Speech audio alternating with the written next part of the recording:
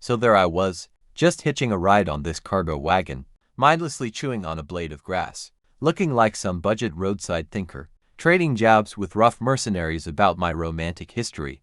They kept teasing that I fled after wooing another man's wife. Excuse me, that is incorrect. It is called strategic relocation. Besides, she was not just anyone. She was Lady Elizabeth J. Our connection was quite real. Pure, poetic romance. You peasants wouldn't understand. We had secret promises and moonlit dances. The absolute dream scenario. Of course, they just laughed. Seriously, nobody respects true culture these days. Let us rewind a bit to 10 years ago. I was just an average guy pulling an all-nighter, grinding away at Rise of Empires 8, farming achievements with my pretty overpowered maxed out hero, hunting for rare stat boosts. Then I blacked out and suddenly woke up here. Brand new world, swords, magic, monsters, your classic fantasy starter pack. I ended up possessing some poor orphan kid. His merchant dad was taken out by bandits, and his mother died of pure grief. To dead parents, just like that. One unconscious kid, and then boom. This is where I hijacked his entire life. Sorry about that, kid. No hard feelings, but I brought a massive gift. A complete video game system built into my mind. Every single time I throw down, I collect raw experience points like a cheat. A literal walking RPG character. Better yet, I got Zion's abilities. Yes, that legendary warrior. Which basically means my strikes hit way harder. I run faster. And trust me, I look way cooler doing it than anyone else. My core stats got a massive, permanent buff. My combat speed is just insane. Plus, I've got this wild skill called Brave, making my critical hits explode like absolute crazy madness. Exploding, fireworks, with cheat powers like that. I rose fast, straight to the top, wiping out every single local street gang in town, beating up some cocky knights who stepped up, and ruling the neighborhood fighting arena. Honestly, making a literal giant pile of gold doing it. Rich nobles kept begging me to join them, to become their official knight. No way, I am not the knee-bending type. And then came the ladies. Turns out, when you are tall, handsome, plus, I can basically trash literally anyone in town. Bored noble wives start looking your way. Former Countess of Colin hired me. Guardian Knight. It sounds pretty official and highly honorable, until you realize what that actually means. Then came Miss Adele, Miss Mary, and Lady Celia.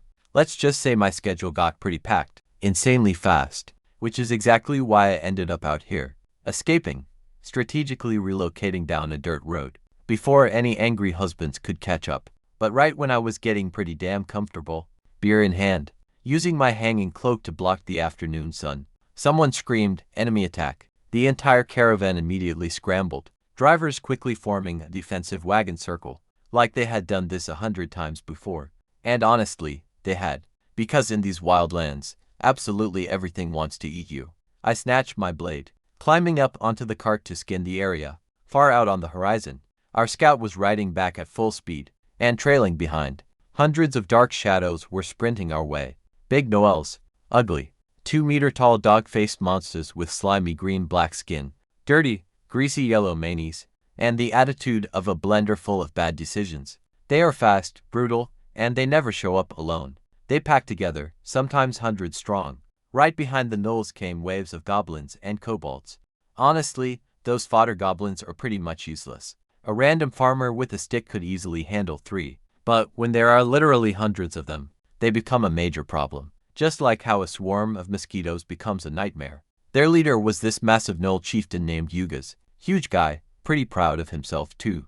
Rumor has it he tore his own father's throat out to take over his tribe, which, honestly, tells you everything you need to know about gnolls. Backing him up were 30 elite gnoll berserkers. Bigger, meaner monsters, the type that could wipe out a village alone.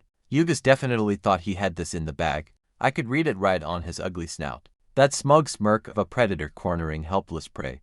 His strategy was simple. Let the goblins and kobolds weaken us first, then send his elite squad to finish the job. But as for me, watching that massive horde charge, I saw something entirely different. Pure experience points. Hundreds and hundreds of beautiful, walking, growling XP points just waiting for me to farm. I gripped my hilt and smiled. This was going to be an absolute blast. But wait, how did I even end up on this road? In the first place, remember those gorgeous noble ladies I mentioned earlier? Well, turns out juggling secret romances works out pretty great.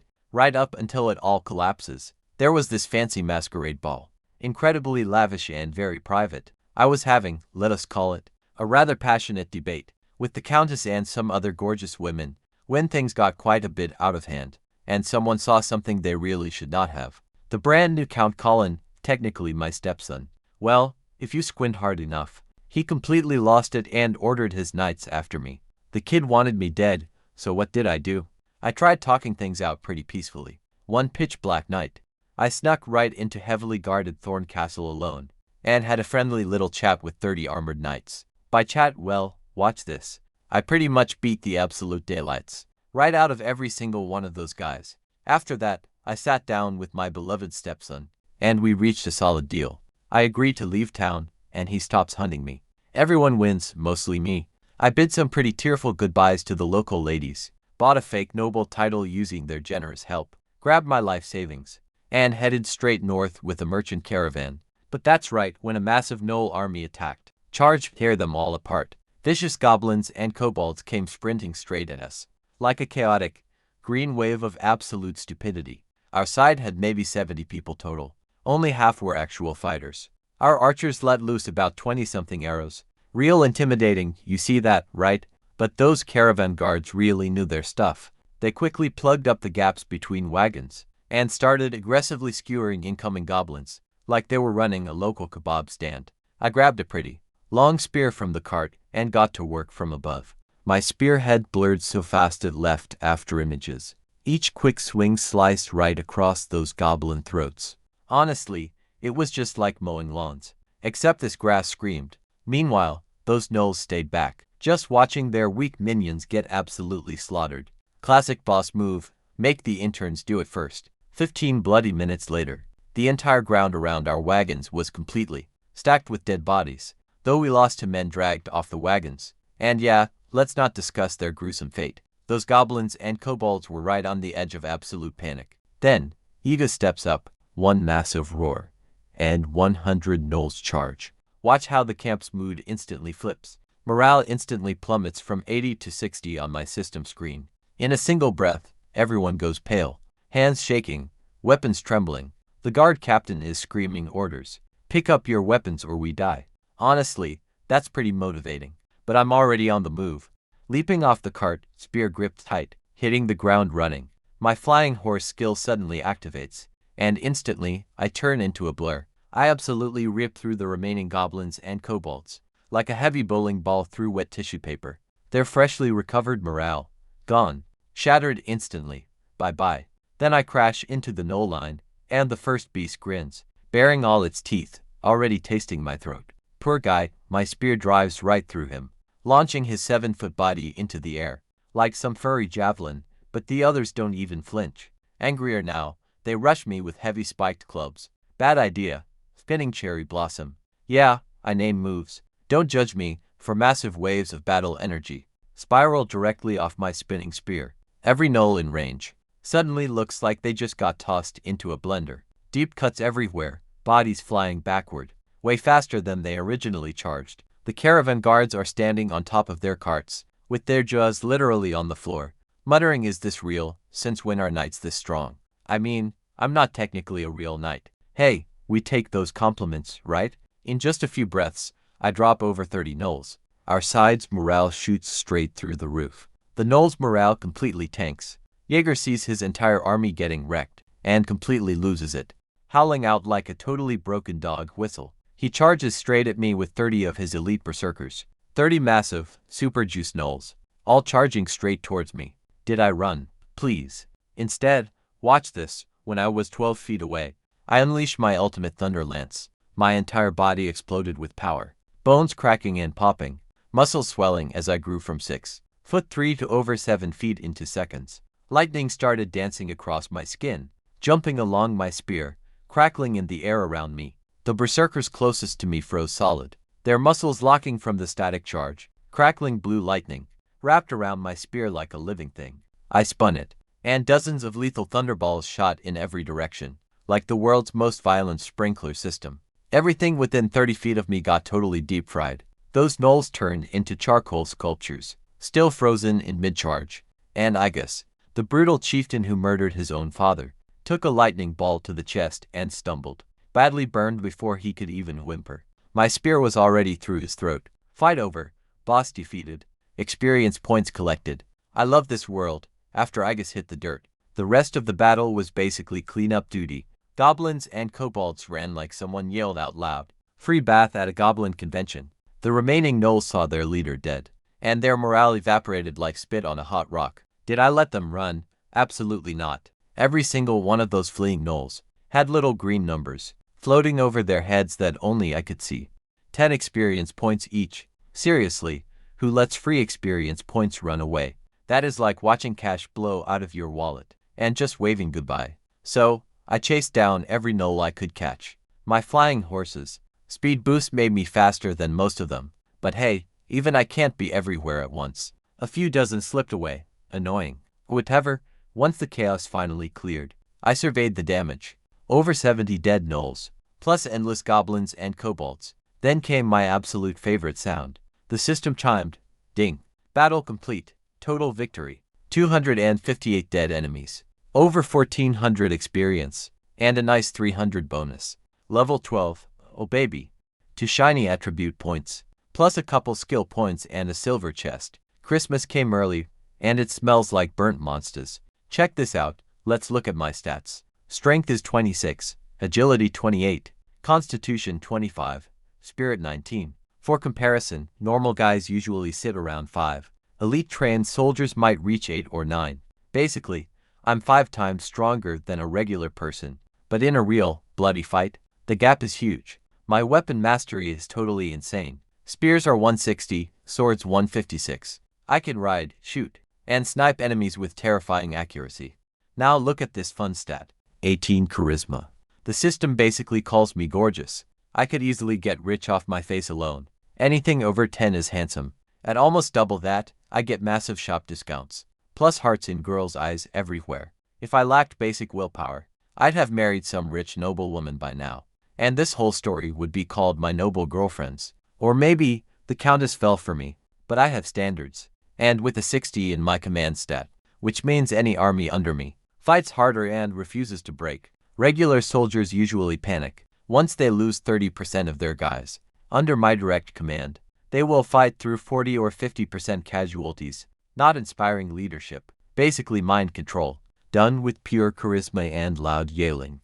My skills got interesting when these abilities actually crossed over from the game. Back in Rise of Empires 8, there was this incredible skill called the repeating crossbow, which summoned 2 giant crossbow cards to bombard the enemies. In the real world, it became actual, hands-on engineering knowledge.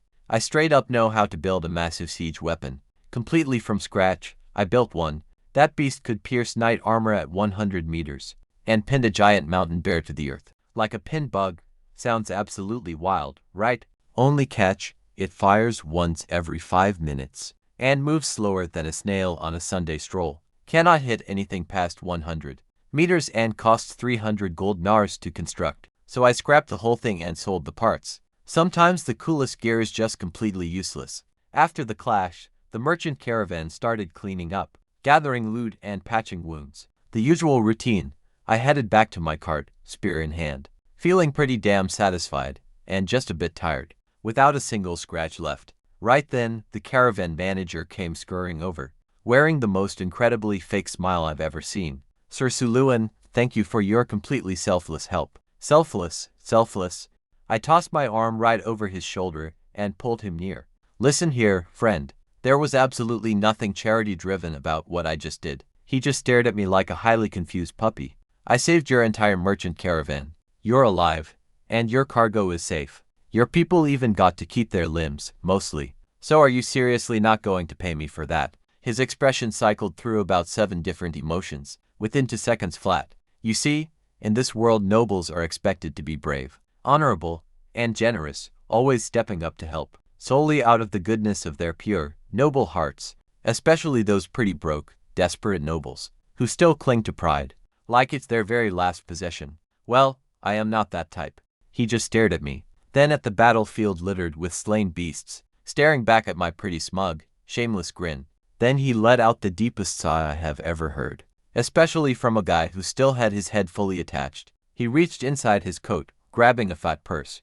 I snatched that purse right out of his hand, bouncing it in my open palm. Heavy and beautiful. That lovely clinking of gold nars together. At least 50 coins, pleasure doing business. I laughed, slapping him hard on the back. Next time those beasts show up, you can count on me, same rates apply. The exact look on his face said everything. I bet you can guess his thoughts here. No wonder he ended up a noble. With that level of pure shamelessness, he could easily become emperor, and honestly, he's totally right. The mercenaries cleared the bloody battlefield quickly. No one bothered burying those dead beasts. Out here in the dangerous wilds, scavengers and wild dogs would pick them clean. In 2 days, seriously, even other local goblins and gnolls would return, just to feast on their dead friends. Nature's weird recycling program. Pretty gross, but efficient. Those two poor souls dragged off the carriage. When they finally located them, well, let us just say not much remained. They cremated the remains and gathered the ashes. Welcome to the brutal wilds. Definitely not a 5-star destination. As for loot, these monsters had nothing.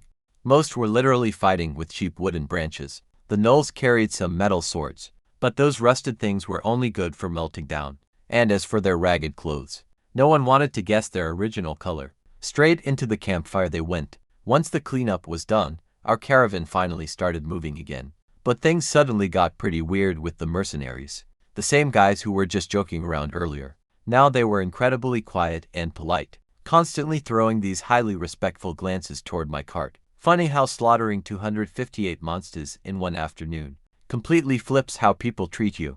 Not that I cared. I was way too busy with something much more important, checking my hard-earned loot. First, I left my 2 new attribute points unspent. My stats are already stronger than a knight commander's anyway, so no rush there. Still, those 2 skill points were definitely begging to be used, but even those could wait a minute. First things first, I pulled open my system inventory. It is not exactly massive, just about 1 cubic meter of magical storage space inside. 6,000 gold nars, which was basically my life savings, plus those 2 shiny new steel ingots from the fight. And finally, 1 beautiful silver treasure chest. Now, those steel ingots were actually system-grade refined steel, infinitely better than anything a normal blacksmith could ever forge. My current gear is mostly made of standard iron, just mixed with a tiny bit of this quality stuff, and yet, they survived that gnoll massacre without a scratch. 2 full ingots could easily make several top-tier weapons. Nice, but forget the steel, let's open this chest.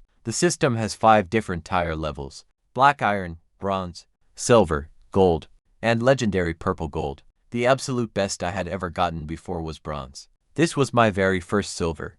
My hands were quite literally shaking. I mentally clicked to open it. Flashy special effects exploded across my vision. We are talking some pretty cheap 5-cent sparkles here. And resting right inside was a piece of armor. Beast face. Iron armor forged from 100 times refined steel. Super tough, lightweight, with 15 defense points. Special effect, rigid body, which heavily reduces incoming damage. Level requirement 12, and I was exactly level 12. Basically, this armor meant standard attacks would pretty much bounce right off those annoying gnolls earlier. I could literally stand still and let them beat on me, and they still wouldn't break through. Honestly, it's like stacking a brand new cheat code on my other cheats. Normally, unlocking traits costs serious skill points, really expensive ones. I arrived in this world with 3 innate abilities, but I could only use 1 starting out. The rest had to be unlocked with points. So getting rigid body absolutely free from a chest. Crazy, right? It's like finding a $100 bill in your laundry. With my last remaining points, I grabbed a basic healing spell called Life Remedy. Simple, quick cast, just restores a bit of health. The next upgrade costs 2, so that will wait until after this gnoll massacre. After that, the entire trip was peaceful. Almost too quiet, honestly. See, when you solo, wipe out a whole raiding party. Word travels incredibly fast, even among the local monsters. Every single bandit crew nearby apparently took 1 quick look at our massive caravan and instantly decided nope. So, great for our survival, obviously. Awful for experience. Can't grind with 0 fights. I had to grind basic training routines for experience. Seriously, imagine how slow that is. We are talking years per level. In Cullen City, I at least had the arena and thugs to smash, but out here, nothing. I was losing my mind. I even started reading a trashy romance novel that was super popular back in Colin. 3 agonizing days later, on the horizon, we spotted a massive dark outline. It kept growing taller and wider, until we clearly saw massive city walls. The whole caravan finally cheered, like kids staring at a candy store, after spending 2 weeks in the wild. Even a basic stone shack with a roof would have earned a massive standing ovation. But look, no pile of rocks here. This was Colt City, the absolute crown jewel of the North, built centuries and centuries ago to hold off brutal barbarian and orc raids. The giant city had since grown into the biggest trading hub around. Yet those hardcore military bones remained visible everywhere.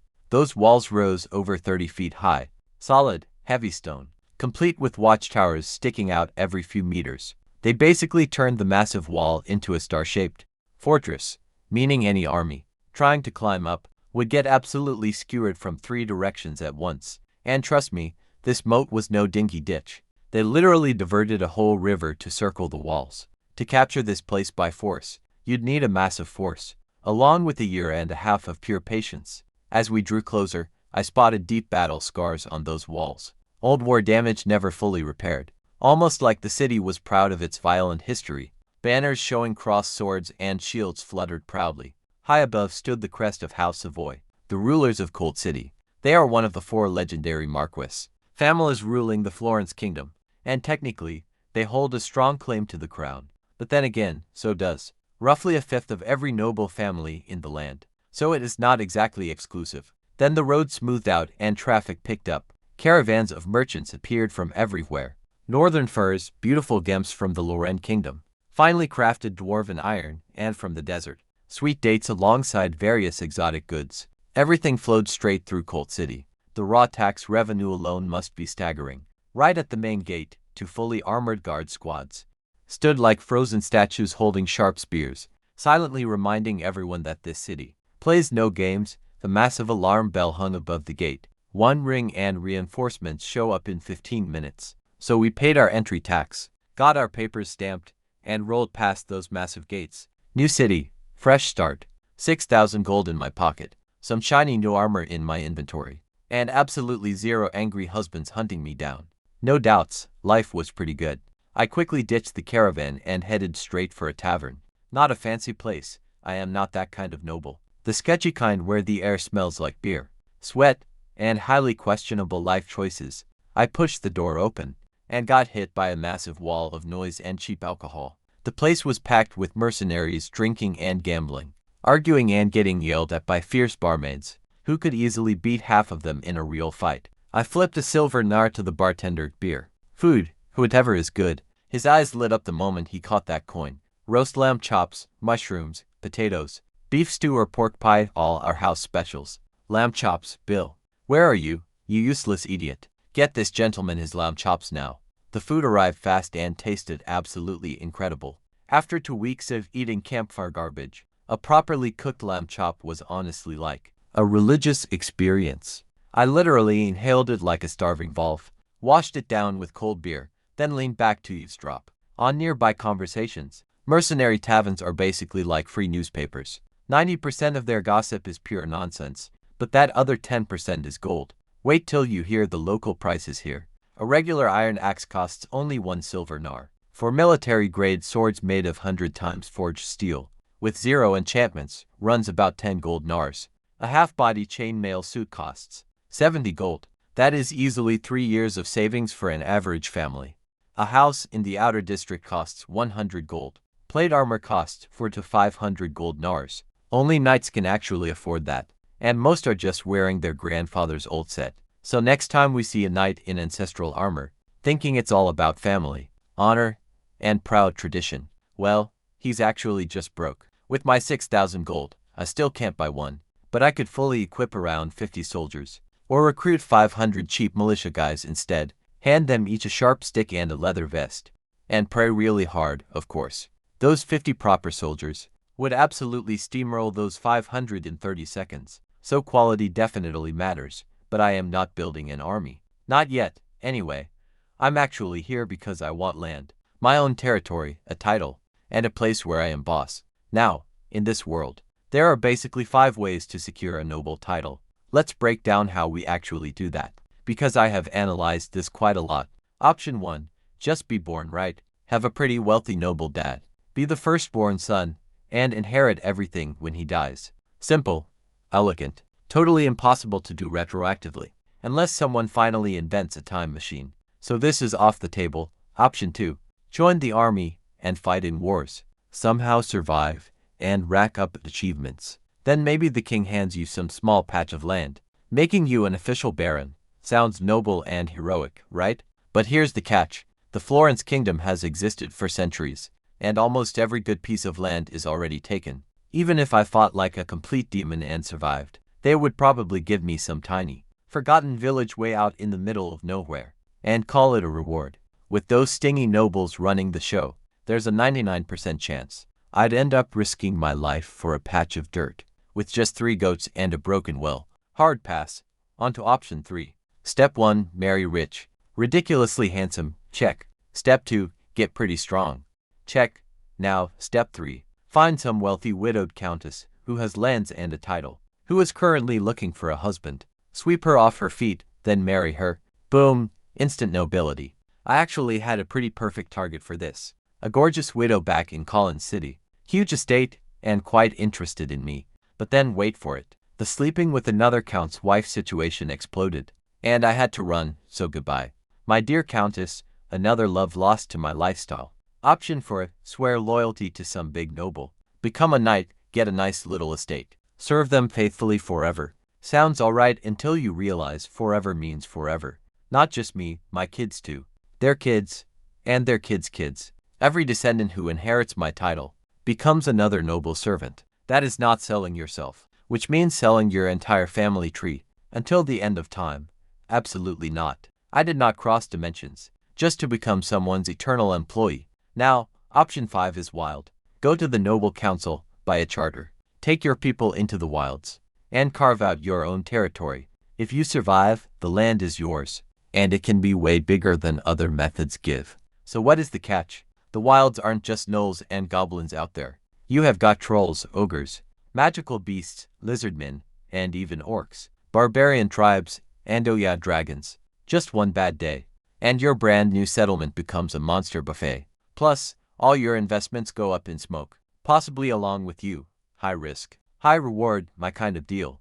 Options 1 through 4 were all pretty much impossible, humiliating or boring. So option 5 it is, the Frontier Charter. I grabbed my noble badge, strapped on my sword, and headed out. The streets near the tavern were pretty muddy. Typical lower district, so I found a nice, sharp-edged rock right on the curb, and scraped the thick muck off my boots. Gotta look presentable. My destination was the Grand Noble Council building. The Noble Council is basically the kingdom's ultimate money machine. They sell frontier charters, honorary noble titles with 0 land, and no power, just a fancy name. But rich merchants absolutely eat that stuff up, along with other bureaucratic goodies. The profits get split 50-50 between the crown and the local nobles.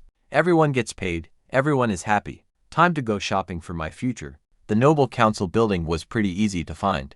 It was the 3rd largest building in the entire city, sitting right next to the Lord's mansion. And let me tell you, these people did not hold back on the architecture. The entire place sat on a 3-level stone platform, with 12 massive granite pillars out front, each thick enough to hide behind, under a giant dome.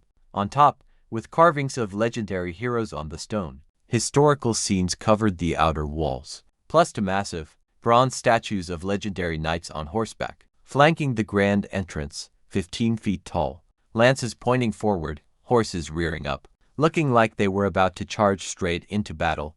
The kind of luxury that basically screams, we have way too much money, and we want everyone to know it. I jogged up the stone steps, and got stopped almost immediately by a guard. Halt, sir, this is the Noble Council.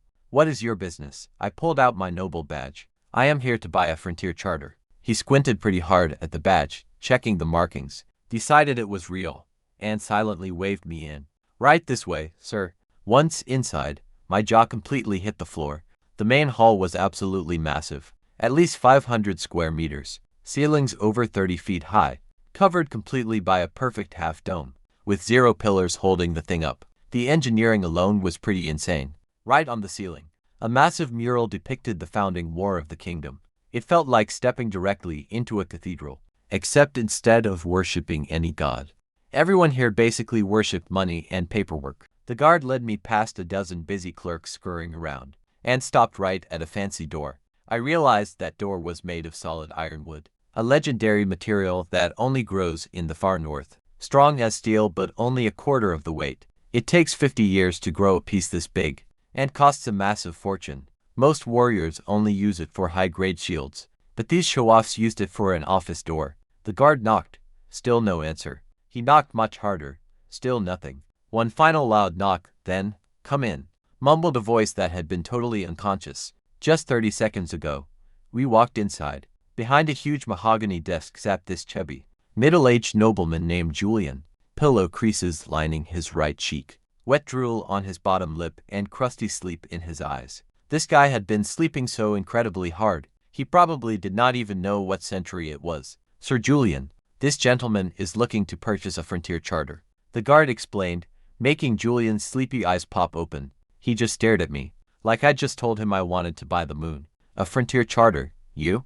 Honestly, who could blame him for being shocked? Apparently, those charters barely ever sell. Maybe a couple every year, and for a pretty good reason. Since the success rate is basically just a rounding error, most nobles who buy one end up crawling back with absolutely nothing. There are literally 800, hundreds of ghost towns, are rotting in the wilderness. Every single one stands for some hopeful idiot's ruined dreams. Julian muttered dryly, not even bothering to wipe his eyes. "Do not blame me for this. Just because you read fantasy stories about brave knights does not make the frontier safe. Hundreds of settlements have failed out in that wild territory. I appreciate the warning, sir. And believe me, I had a plan. Your funeral," he shrugged. He reached up and pulled a stamped parchment off his bookshelf, scribbled on it with elegant ink, and slid the document right across his desk. "Sign here 500 nars. I signed and dropped my heavy gold bag down. He weighed it on a scale, then stamped the document with a seal, and handed it over. "Good luck, kid. Need it. 500 gold. Just like that. A whole bag of gold for some sheepskin.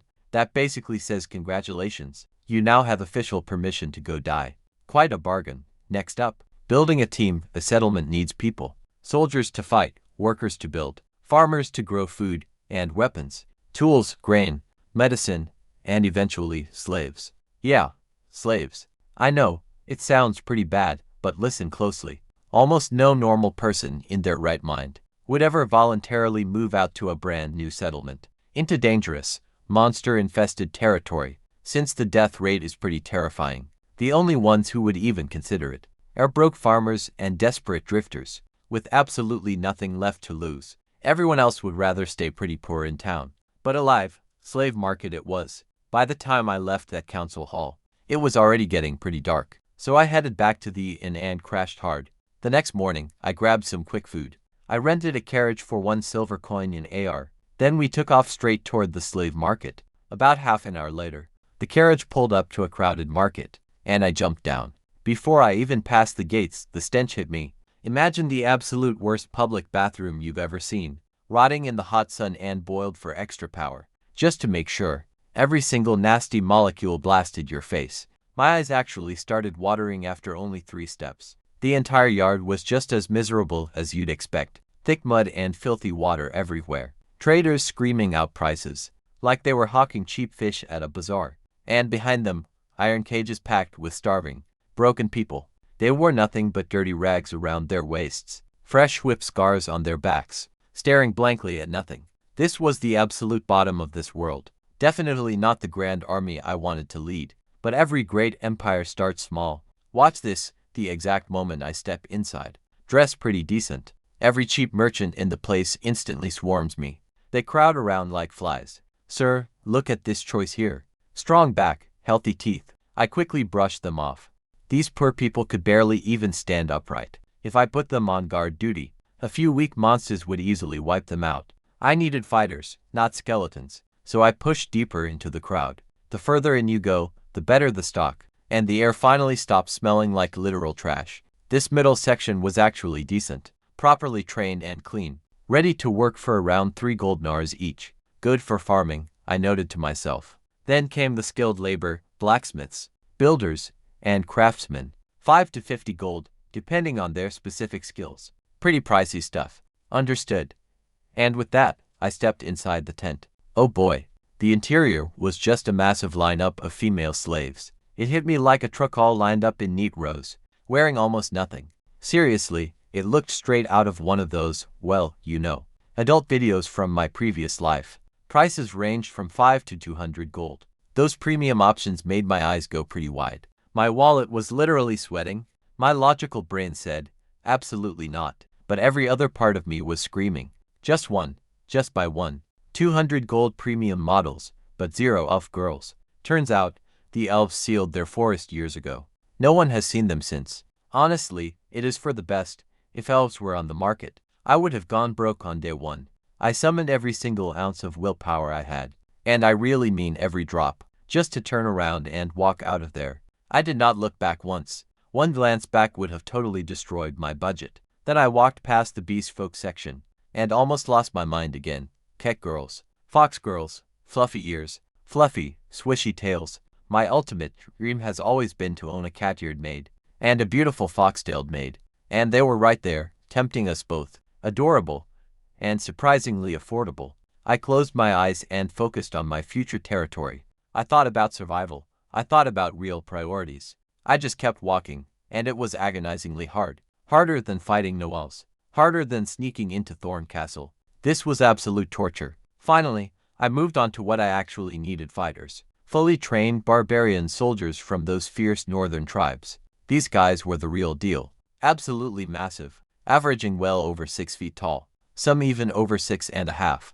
That northern wilderness had turned them into natural warriors.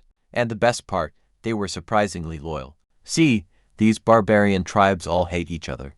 Every rival is an enemy. So once you buy a barbarian soldier, he has 0 loyalty issues. Anyone who is not his new master is fair game. But the price, 35 gold per soldier before gear. Add a proper weapon, plus armor and gear. Now it is 150 gold each.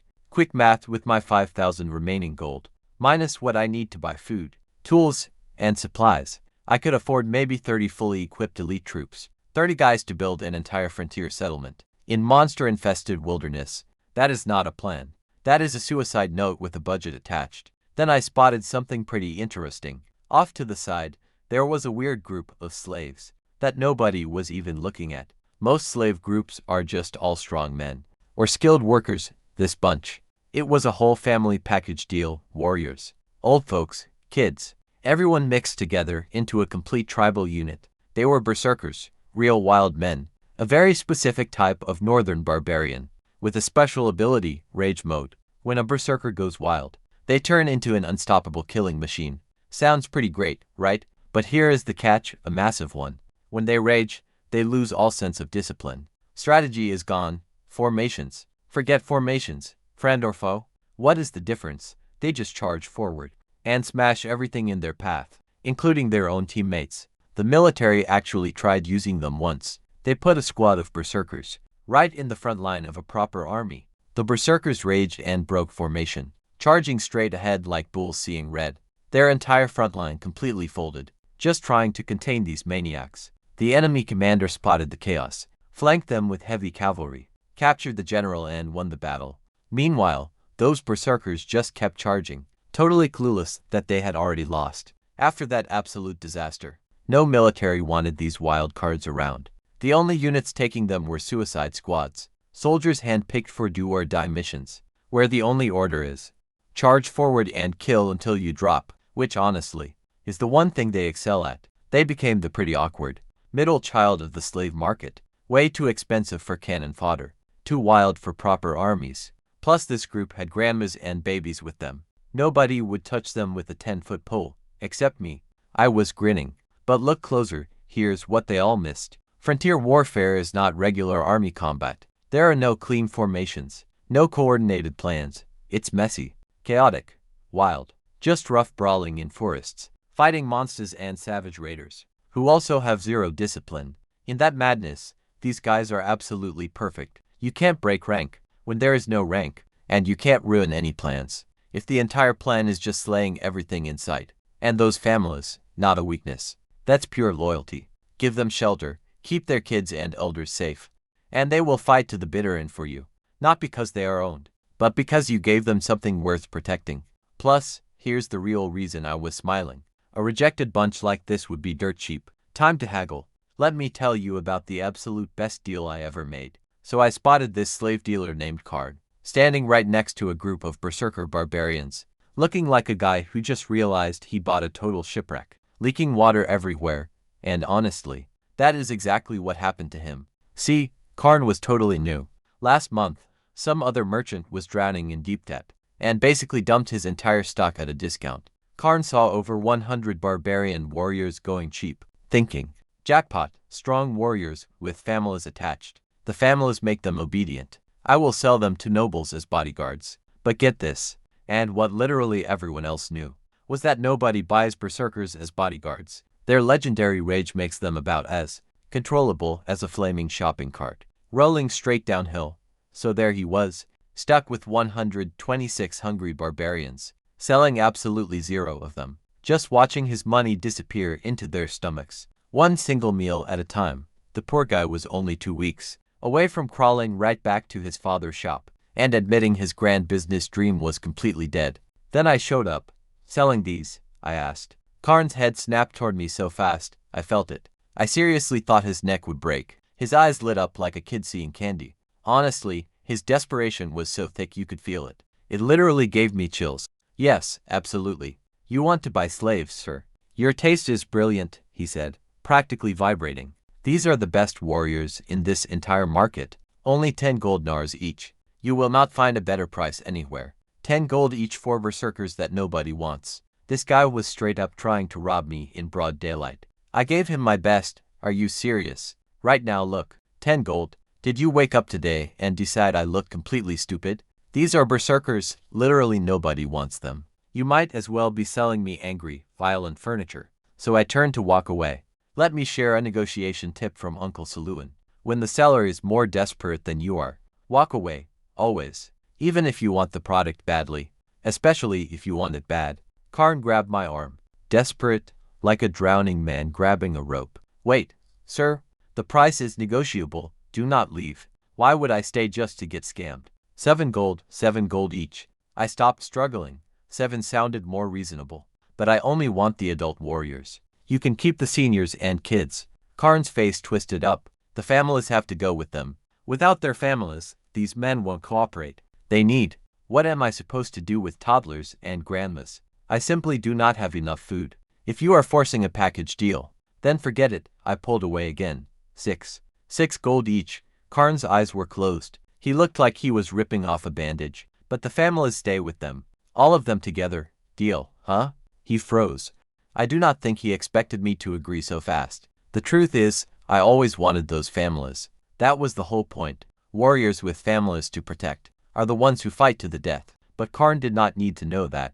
Before he could second-guess anything, I whipped out my money bag and started counting. 126 people, 6 gold each, 756 gold. Count it, I said, tossing him the bag. Heavy, final, and no takebacks. Karn caught it, feeling the heavy weight. And I literally watched his soul leave his body. He paid 10 gold coins each, plus feeding 126 giants for weeks, plus the expensive cost of renting market space. The poor guy lost 700 gold on this deal, but he had no choice. He desperately needed the cash, way more than he needed his pride anyway. So we signed contracts, and he handed over the slave papers. And just like that, I now owned 126 fierce barbarians.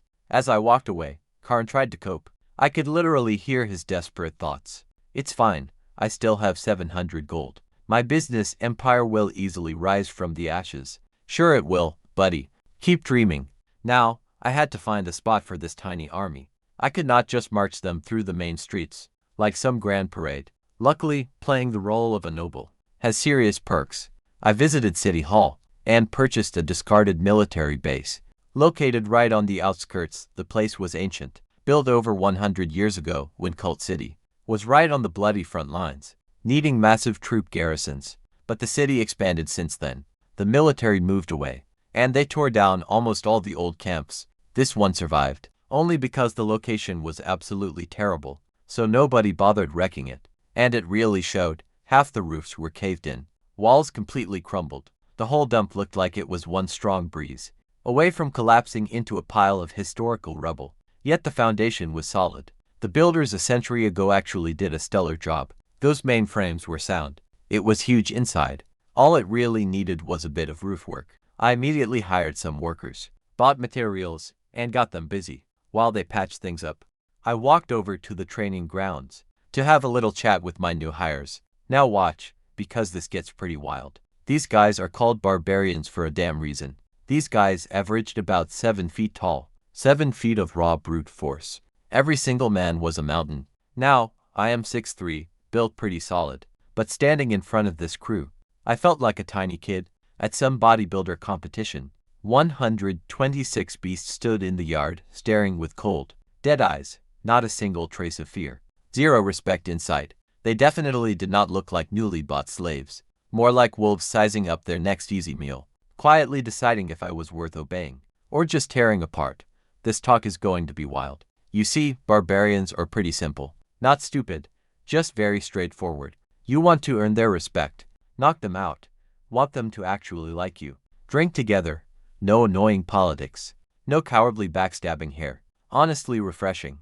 After dealing with petty nobles and their jealous husbands, hanging out with 7-foot killing machines felt almost like a vacation. I raised their slave contracts and got right to the point. So I bought you. You are mine now. Total silence. 126 pairs of cold eyes stared. Shocking. Nobody clapped. Honestly, you should thank me if I did not buy you. You were headed straight for the suicide squad. That is when he stepped forward. The absolute largest giant of the group pushed right through the crowd and stood directly in front of me. Over 2 meters, 7 feet, 2 inches of raw muscle wrapped in scarred skin, moving with the eerie grace of a jungle cat, despite being built like a massive refrigerator. Standing next to him, I looked kind of malnourished, so I casually took 2 steps back. Not because I was scared. I just did not want to strain my neck looking up. That is my story, and I am sticking to it. So you basically bought us to be cannon fodder too. He rumbled in response. If I wanted cannon fodder, why would I buy grandmas and kids? They are absolutely terrible at dying in battle. Or maybe you will use them to threaten us, forcing us to fight. Fair point. Smart guy. Look, I said, spreading my hands wide. I am not military, just a noble with a frontier charter. I need strong warriors to help me build a brand new territory in the wilds. That's it. And here is the deal. Once the territory is fully established, I will personally free every single one of you. Full citizenship status, no more slavery. Sounds nice, but why should we believe you? Because you have absolutely zero other options. I smiled warmly, but let's sweeten this deal. Your families can stay right here in Cult City, the safest city in the entire north. I will pay for their food every single month. You can send someone back to check on them anytime. Your families stay safe, comfortable, and well-fed. You come with me and help build something actually worth living for. I saw the gears turning behind his cold eyes. He knew this was quite literally the best deal they would get. Their families stay somewhere safe, which also meant they could not just run off into the wilds. The moment I turned my back, both sides get insurance, everybody wins. We agree, he rumbled, his face cracking into something. That was technically a smile, but it looked more like a wild bear trying to be friendly. I am Johnson from the Storm Bear tribe. A pause. It doesn't exist anymore. I am Silan. Nice to meet you, Johnson. Now get your people to start cleaning up this dump. 100 barbarians descended on that crumbling military camp like a cleaning tornado. And seriously, let me tell you, barbarian women are definitely not what you would call delicate. I watched a barbarian lady pick up a massive pile of debris that weighed at least 200 pounds and casually carry it away one-handed while chatting with her friend. Their kids were hauling loads that would break a grown man. From Florence by evening, the entire camp was completely ready. Believe it or not, what takes normal workers a week, they finished the job in one afternoon. I headed back to my tavern room that night and did some math. 35 warriors total. All strong, all experienced. They are far better fighters than regular slave soldiers, which cost 5 times more. Those 30 gold per head soldiers at the market, my barbarians, would destroy them without even sweating. Even without activating their crazy rage, each of them can easily handle 5 or 6 opponents. The only reason Florence armies beat barbarians at all is purely superior numbers. It is steel armor versus animal skins and stone clubs. Strip away that advantage. Drop them in the wild, where both sides are totally messy and disorganized. Honestly, these wild warriors win every single time. 756 gold, 35 elites, plus a support crew of nearly 100. Absolute best purchase ever. Now comes the boring shopping part. I spent the next several days turning gold into supplies. Weapons for my warriors. Nothing fancy, just real steel armor. One leather vest each, so why not iron armor? Because iron armor costs 100 gold each. And I am not spending 3,000 gold on outfits. These guys survived the frozen north in bear skins. They will do just fine. Then came everything else: carts, grain seeds, farming tools and tents, building materials. Mountains of supplies piling up in the camp yard. The biggest pile was food. I needed at least 1 full year of supplies, because even if we claimed territory tomorrow, nothing would grow until the next harvest season. Feeding 126 barbarians for a year. They eat like they are training for professional eating championships. My pretty shiny pile of gold was shrinking fast. But this was the real investment. The big startup cost for Sulu One Industries, Frontier Division. Securing territory was not the real challenge. With my skills and 35 berserkers, wiping out local monsters was pretty easy. The nightmare is actually building and farming afterward, making the whole area safe enough so free citizens would actually want to move here. Because without citizens, you get 0 taxes. Without taxes, there is no income. No income, territory dies, leaving me as some guy in the woods, stuck with a bunch of barbarians, and a pretty empty wallet. Plus, I cannot exactly ask my wild barbarians to build proper houses. To these guys, master architecture is just piling up some sticks, mixing them together and tossing a fur on top. Getting them to build a real village would basically be like asking fish to climb trees. I definitely needed a few construction slaves, farming slaves and skilled workers. The whole package, but hey, that is a problem for future me. Right now, present me has a checklist: weapons, food, tools, carts, and one pretty massive expensive dream. A dream that will probably get me killed. Time to hustle. Money, it vanishes so quickly. Seriously, it feels like some kind of magic trick. 10 whole years hustling in Collins City, fighting arena matches, consulting for noble ladies. I managed to scrape together 5,000 gold nars. Sounds like a complete fortune, right? That is literally a full-town yearly tax revenue, enough to pay 100 professional soldiers for a year. Spend it in a week. Noble title, pricey frontier charter, 500 gold weapons, armor, food, seeds, tools, building materials, plus carts and fresh clothes for 35 unexpected barbarians. They showed up basically naked, completely destroying my wallet. Oh, the clothes? I almost completely forgot about that nightmare clothes situation. These wild men literally own nothing but dirty rags and scars. No way I could parade them around, looking like escaped convicts. So I marched them straight to the busy West Market, Cult City's absolute biggest marketplace. Just picture this: me, a 6'3" pretty boy noble, strolling casually through a crowded marketplace, with 30 shirtless barbarians behind me, every single one over 7 feet tall, massive muscles bulging everywhere, covered in brutal scars and tribal tattoos, total expressionless blank faces, like angry stone statues that suddenly learned to walk. The crowd parted like actual magic. A 10-foot bubble of empty space instantly formed around us. Wherever we went, terrified people practically dove into nearby shops, just to get out of our path. Honestly, I felt like a real mob boss taking his crew out. I was honestly hoping some hot-blooded young hero would step up and try to defend those innocent people, just so I could teach him a very painful life lesson about minding your own business. But nobody dared. Disappointing. The shopping went smoothly, partly because I already pre-ordered most of these supplies, and partly because when 30 absolute monster barbarians are standing directly behind you, glaring at the shopkeeper, nobody even tries to overcharge you. Funny how that works. I'd ask if the prices were fair, speaking totally casually, while slowly glancing backward at my massive wall of muscle. Oh, absolutely, sir. Please let me give you a massive discount today. Very smart merchants. Incredibly smart. Next, I armed my barbarians with giant two-handed battle axes, though these heavy axes were actually forged for normal-sized humans. For barbarians, simple one-handed weapons. Picture 35 massive giants, wielding heavy two-handed axes in each hand and completely losing it, spinning straight into a horde of monsters like giant blenders. Honestly, just picturing that gives me actual chills. But of course, they aren't perfect. That rage state has one pretty massive flaw, something every single nation on the continent tried to fix, and failed. When they rage, they completely lose their minds. They can barely separate friend from foe, and once that rage ends, their physical strength drops by half. Stamina crashed to 30%, making them as helpless as tiny kittens. Most berserker deaths don't happen during the fight, but right afterward, when the high fades and they're left surrounded by enemies, too exhausted to even lift their weapons. Every major empire tried to cure this. The Florence and Grant Kingdoms, the Southern Alistair Federation, they all conducted brutal experiments. Could they keep the rage but keep their brains? Nope. More rationality means less rage. More rage means less brain power. A complete dead end, so everyone eventually gave up. But on the frontier, fighting monsters with zero tactics, this weakness barely matters. Rage, kill everything, done. Simple math. I handed the barbarian families back at camp to full months of food supplies, said my final goodbyes, and headed straight out of Cult City with my caravan.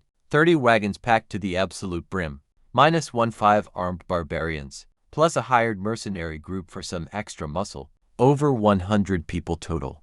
Like the old saying goes, the wheels of history are starting to grind. My history specifically, we headed northeast, past the outer ring of towns surrounding Cult City, past the farmlands and tiny settlements, and into the wild spaces between human civilization. Up here in the north, the roads got bad pretty fast. There is really nothing but endless, empty wilderness between cities. Local guards run regular sweep operations. They ride out every now and then, slaying hordes of goblins and gnolls, before heading home, but clearing them, totally impossible. Those pests multiply like cockroaches, and they can survive on dirt. Literally, goblins actually eat mud and rocks to survive. Luckily, our massive caravan kept most monsters away. Any beast in our sight peeked at our massive line of wagons, with those giant axe-wielding warriors. They decided right then to be somewhere far away.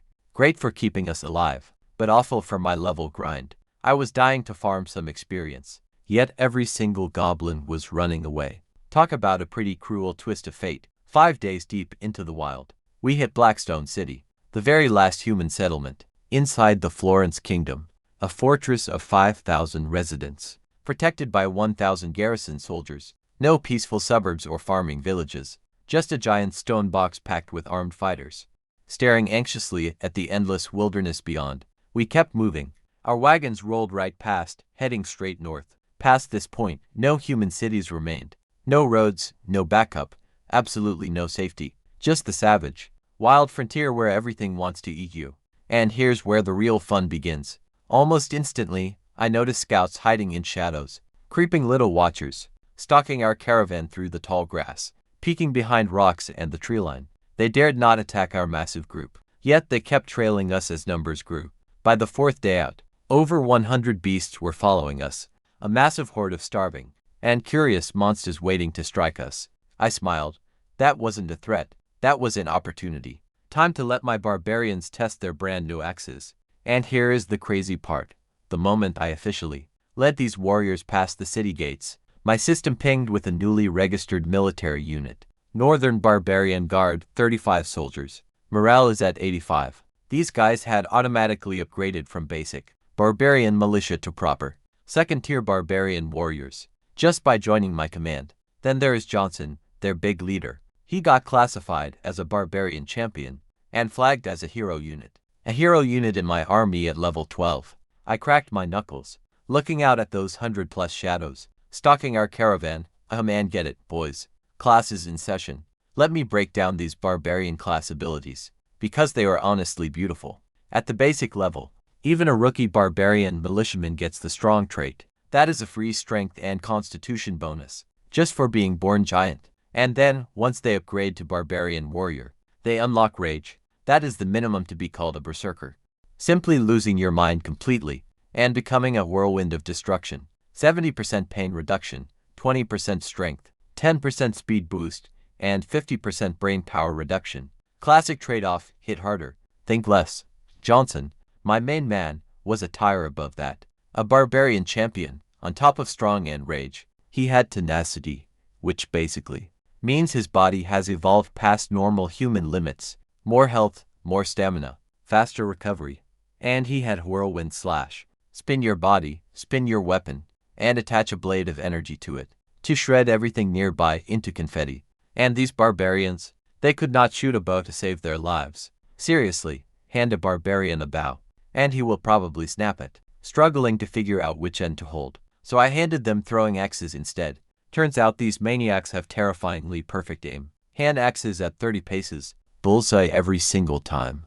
Apparently when you throw rocks and sticks, your entire life, a real steel hatchet is just an upgrade. So there we were, 4 days past Blackstone, with over 100 monsters lurking behind us, looking like the absolute ugliest parade ever. I pulled the reins, stopping the caravan. Johnson yelled, "Right here, boss," his shiny bald head gleaming under the sun. "Take your boys, clear those tails quickly." Johnson rubbed his shiny bald head, showing off a teeth-filled grin that looked sharp enough to bite through steel, then spun around and bellowed out, "Boys, grab your axes. We have work," and 34 voices roared back. They rushed straight toward the rear of caravan, like an absolute stampede of shirtless bulls. Their battle formation was, honestly, calling it creative is being very nice. A fresh recruit from Colt City basic training could easily march more neatly than this. They looked like a bar fight spilling downhill, but underestimate them, and you will die before you even finish laughing. 30 paces out, axes ready. These barbarians are incredibly fast. Their legs are so damn long, they eat up ground like sprinting giraffes. By the time the gnolls and goblins realized what was going down, the barbarians were already in throwing range. Some gnoll commander started screaming out orders, trying to organize some kind of countercharge. Over 100 monsters against 35 humans. They liked those odds, and confidence was high. Free throws. 35 sharp hatchets whistled through the air. The very first one caught a giant gnoll right in the forehead. The axe blade sank deep into its skull, split it right down the middle. Just like a melon, that gnoll did not scream. No stumbling, it just dropped like someone pulled the plug. The monsters were so tightly packed they could not even dodge. Hatchets slammed hard into faces and chests, arms and legs. The lucky ones only got hit in a limb, falling down screaming. The unlucky ones had their skulls cracked open, and they went straight to monster heaven. Or hell, probably hell. A second round follows. More screams, more shattered skulls. By the time those 2 rounds of throwing axes landed, a third of the beast horde lay dead or dying, and then the barbarians crashed into melee range. What came next was no battle. It was a pure demonstration. My barbarians in their brand new leather armor, holding real, genuine steel weapons for the first time in their lives, slamming into a ragged mob of monsters, armed with just sticks and fingernails. Seriously, it was like watching a lawnmower mow down a field of dandelions. They did not bother dodging. Why would they? A goblin scratching leather armor is about as dangerous as a kitten clawing a giant truck tire. The barbarians just slammed into the monster line at full speed, sending bodies flying. I saw a massive gnoll get body checked so hard, its rib cage caved in, dying before hitting the ground, blood spraying from its mouth midair. And then, the real axes came out. Steel on flesh sounded like ripping wet cloth. Monsters fell in rows, dropping like wheat before a sharp scythe. Except this wheat was screaming, and the scythe was a 7-foot-tall bald man laughing. Speaking of bald men, Johnson. Oh, Johnson, that absolute psychopath grabbed his battle axe. With a weapon the size of a dinner table, he went full windmill mode, spinning straight into the thickest part of the mob, chopping, spinning, chopping. Everything in his path got opened up like a zipper. Behind him stretched a road of severed limbs and spilled guts, like the world's most horrifying red carpet. The surviving monsters took one look at the carnage, and their tiny brains made their smartest decision ever: run. They immediately bolted away at absolute maximum speed. Honestly, I've never seen goblins run so fast. Some might honestly still be running. The entire fight lasted maybe 3 minutes. My barbarians tried to chase them but couldn't. Their leather armor and axes slowed them just enough, so those panicked monsters easily outran them. Those little cowards were highly motivated. The boys came back and started cleaning up the battlefield. First priority, recover every single throwing hatchet. Those things cost 1 gold and change each, forged from real steel, and I'm definitely not rich enough to waste 35 gold coins every single time we have a skirmish. Seriously, This isn't a game where ammo is free. This is my actual retirement fund turning into axes. Luckily, every hatchet was accounted for. These barbarians treated their new weapons like sacred treasures. In their old tribe, the best weapon they ever had was a rusty, chipped axe older than their own grandfathers. Now, they had gleaming steel. They would sooner lose an arm than their hatchets. Loot from those monsters? Absolutely nothing, as always. Those wild monsters were flat broke. Not even a single rusty coin between them. I killed 87 of them and got poorer. Just poorer from weapon wear and tear. But the system definitely made up for it. Ding! Glorious victory. Casualties, 0. Enemies destroyed.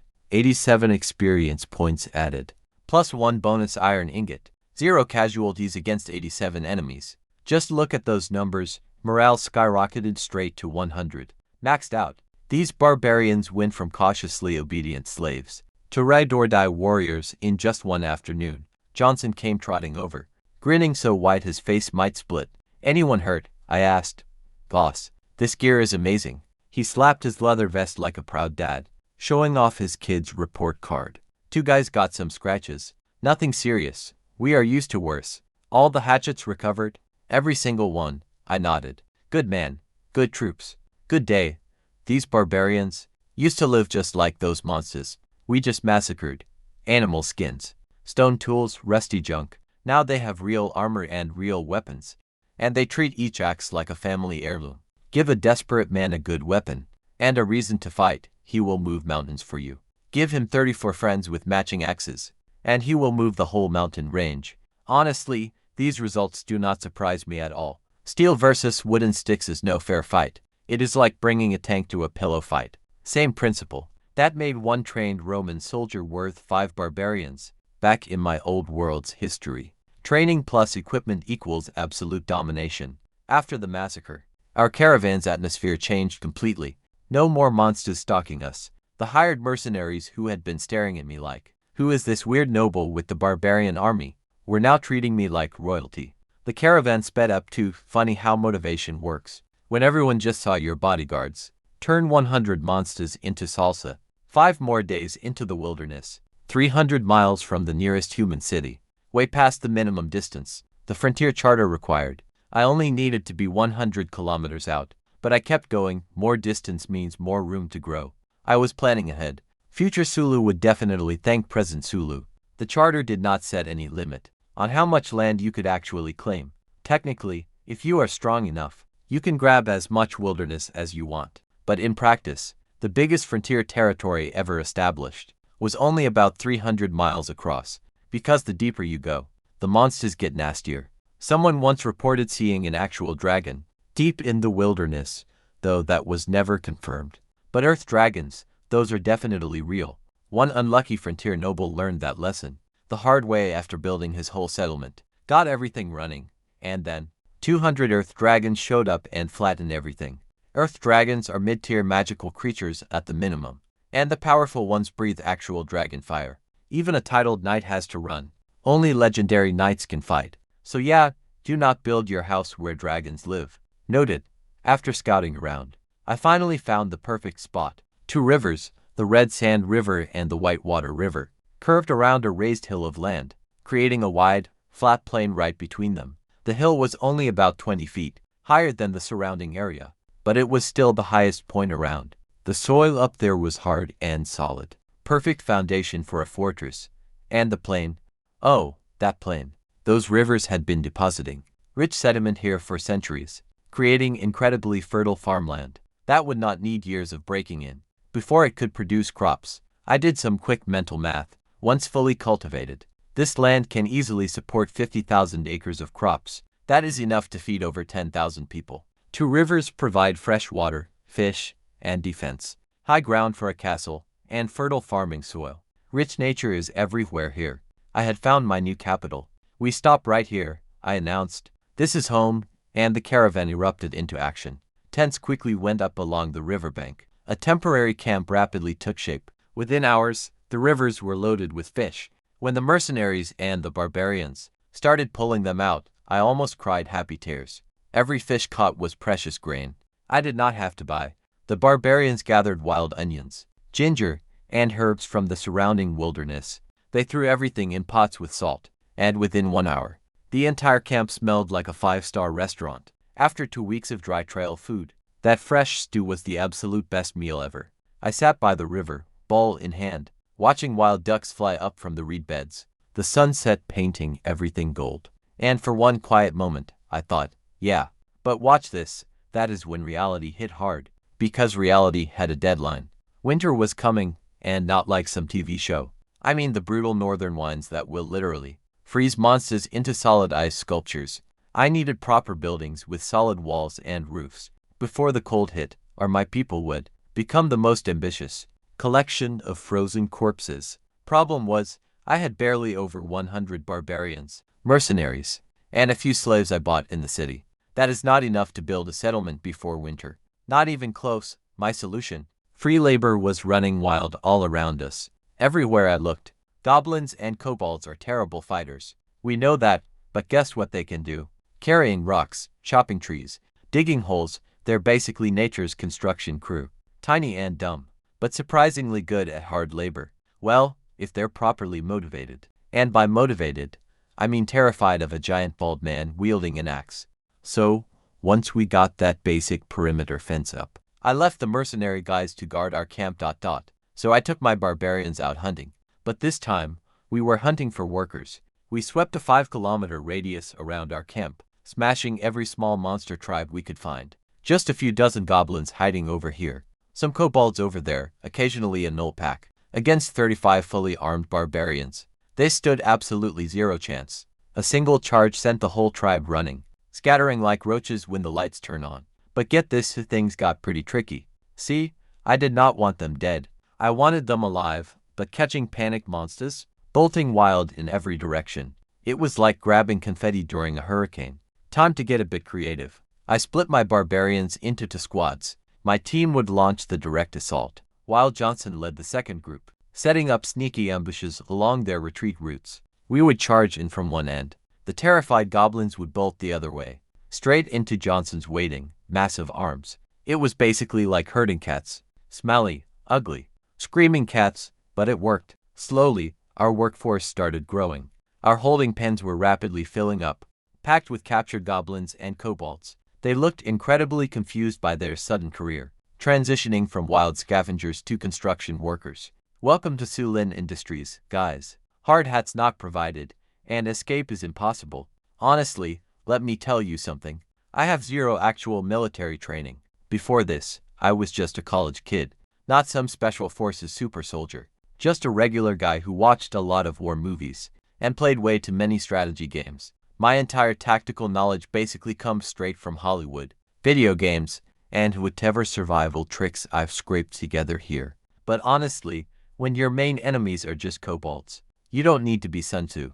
You just have to be smarter than a scaly lizard holding a stick, and that bar is incredibly low. I located our first target pretty quickly. A kobold village with about 200 pests. Village is way too generous. It was just a cluster of reed and stick huts, tossed together in what I can only describe as organized chaos. The whole place looked like a messy homeless camp, built during an earthquake. And the smell. I caught a nasty whiff from 50 meters away. My nose seriously wanted to file a formal complaint. Warriors, go crush them. Look, we both know how this goes.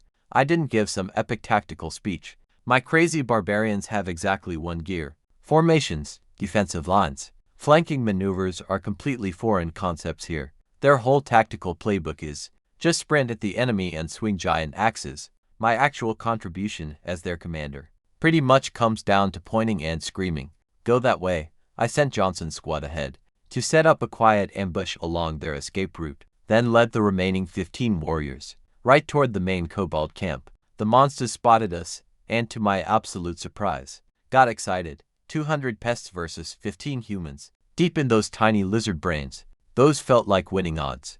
They bared their filthy yellow teeth and charged right at us. You almost pity the poor things. Morale boost. I activated my commander skill. Our already high 90 morale instantly maxed out to 100. My barbarians were practically vibrating now. With battle energy, hatchets up, free fire, 2 volleys of throwing axes, ripped straight through their crowd like heavy bowling balls. Tiny gaps cracked open in their defensive line. Well, if you could even call that panic mob a formation. We flooded through, and I led the charge. With my insane stats, I easily could have cleared this whole camp before breakfast. Plus 15 raging barbarians backing me up. We sliced right through them, just like a hot knife slicing through butter.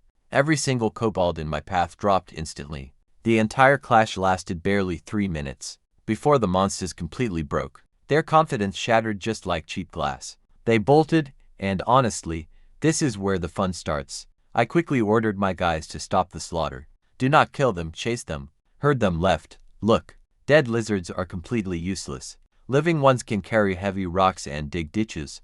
I desperately needed labor, not useless corpses, so we fanned out into a semicircle, right behind the escaping critters, exactly like cowboys herding cattle. Ugly, screaming beasts. Total panicked livestock. We stayed about 30 meters back, close enough to keep them terrified, but far enough so they would not get utterly desperate and turn around to fight. Whenever a group tried veering off in the wrong direction, I would send some barbarians to frighten them back onto the right path. They ran. We calmly jogged behind while they sprinted even more. Then we jogged some more, just 2 kilometers of the absolute most pathetic chase ever. By the end, those poor things were so exhausted. Their tongues were literally hanging right out. Kobolds are not built for stamina. They are basically bottom feeders of the local food chain. My barbarians with giant 7-foot legs were not even breaking a sweat-keeping pace. Then they finally hit Johnson's ambush point. Snap! Trip ropes suddenly pulled tight across the dirt. The front leaders crashed down face first just like dominoes. Those running right behind tried to halt, but they got violently shoved forward by the mob. Row after row of monsters tripped over, tripped, tangling up in a wild, writhing heap of scaly bodies. They ran so hard that the moment they hit the dirt, standing back up was completely impossible. Johnson's crew stood ready with heavy nets. Down they go, trapped just like fish. The few kobolds who managed to halt and look back found massive barbarians blocking every escape, absolutely nowhere left for them to hide. One by one, they collapsed straight onto the dirt and pleaded for mercy. Some were outright groveling, shoving their tiny lizard faces deep into the mud. And honestly, this is my absolute favorite part. A few kobolds instantly flipped their allegiance. Talk about zero hesitation. Grabbing raw ropes, and eagerly helped the barbarians bind up their own kin, literally just strolled over, and immediately started binding up their very own neighbors. Like, we serve these guys now, unbelievable. I respect that raw survival instinct. That is a pretty shameless move. Somehow, I felt a weird connection to those specific little guys. We secured over 160 healthy prisoners, the badly wounded ones. Well, I don't waste precious medicine on kobolds. Sounds pretty brutal, but medicine costs gold, while kobolds literally cost nothing. We tied them up in batches of 15, threading each group onto one long rope. Think about it, if just one of them tries running, the whole line immediately trips into a tangled heap. It's basically a built-in anti-escape system. Pretty brilliant, if I do say so myself. The prisoners marched straight back to camp, without uttering a single complaint. These creatures were so incredibly terrified, they would have marched straight into a volcano, just because I pointed at it. The traitors who flipped sides were practically skipping. Fun fact, kobolds are usually called dog heads, because their language sounds just like barking. But in reality, they just look like small 2-legged lizards. Dark scales, stubby little bodies, extremely sensitive to bright lights. And here is the hilarious part. These kobolds claim they descend from dragons. They literally insist they carry dragon blood. Absolutely nobody believes them. It is like a tiny chihuahua claiming Volf ancestry. Technically possible, but come on. They do speak a terribly broken version of Draconic. Plus, they lay actual eggs. And very rarely, a mutant is born with some weak magic, becoming a kobold sorcerer. Honestly, these sorcerers are so bad that their mere existence is a complete insult to any real magic user. It is like calling someone a chef just for microwaving some instant noodles without burning the cup. We did not find any sorcerers here. Not surprising, even for human villages. Only 1 in 1,000 has magical talent. For kobolds, the odds are far worse. The only race born naturally stacked with magic is elves, where basically everyone casts spells. But they sealed themselves inside their emerald forest centuries ago, and nobody has seen them since. Day 1 of our massive recruitment drive, 160 workers acquired. Total cost, minor axewear and light cardio. At this rate, I will have a full construction crew by weekend. Forced labor, sweet talk, or voluntary employment. Call it whatever makes you feel good. Personally, I call it aggressive hiring. Once I dragged my new employees back to camp. Dinner was already cooking. The river nearby was basically a free buffet. Fish just waiting to be caught. My barbarian buddies had a huge pot of stew bubbling, and the smell was absolutely incredible. Simple fish stew served with some black bread. Now this black bread is quite a trip. Straight out of the hot oven. Quite decent once it cools down. You can easily use it as a weapon. Seriously, one stale loaf of black bread can easily dent a helmet. It tastes like chewing dry sawdust mixed with pure regret. But here is the trick: slice it thin. Dunk it straight into boiling fish stew, letting it completely soak up all that rich, savory broth.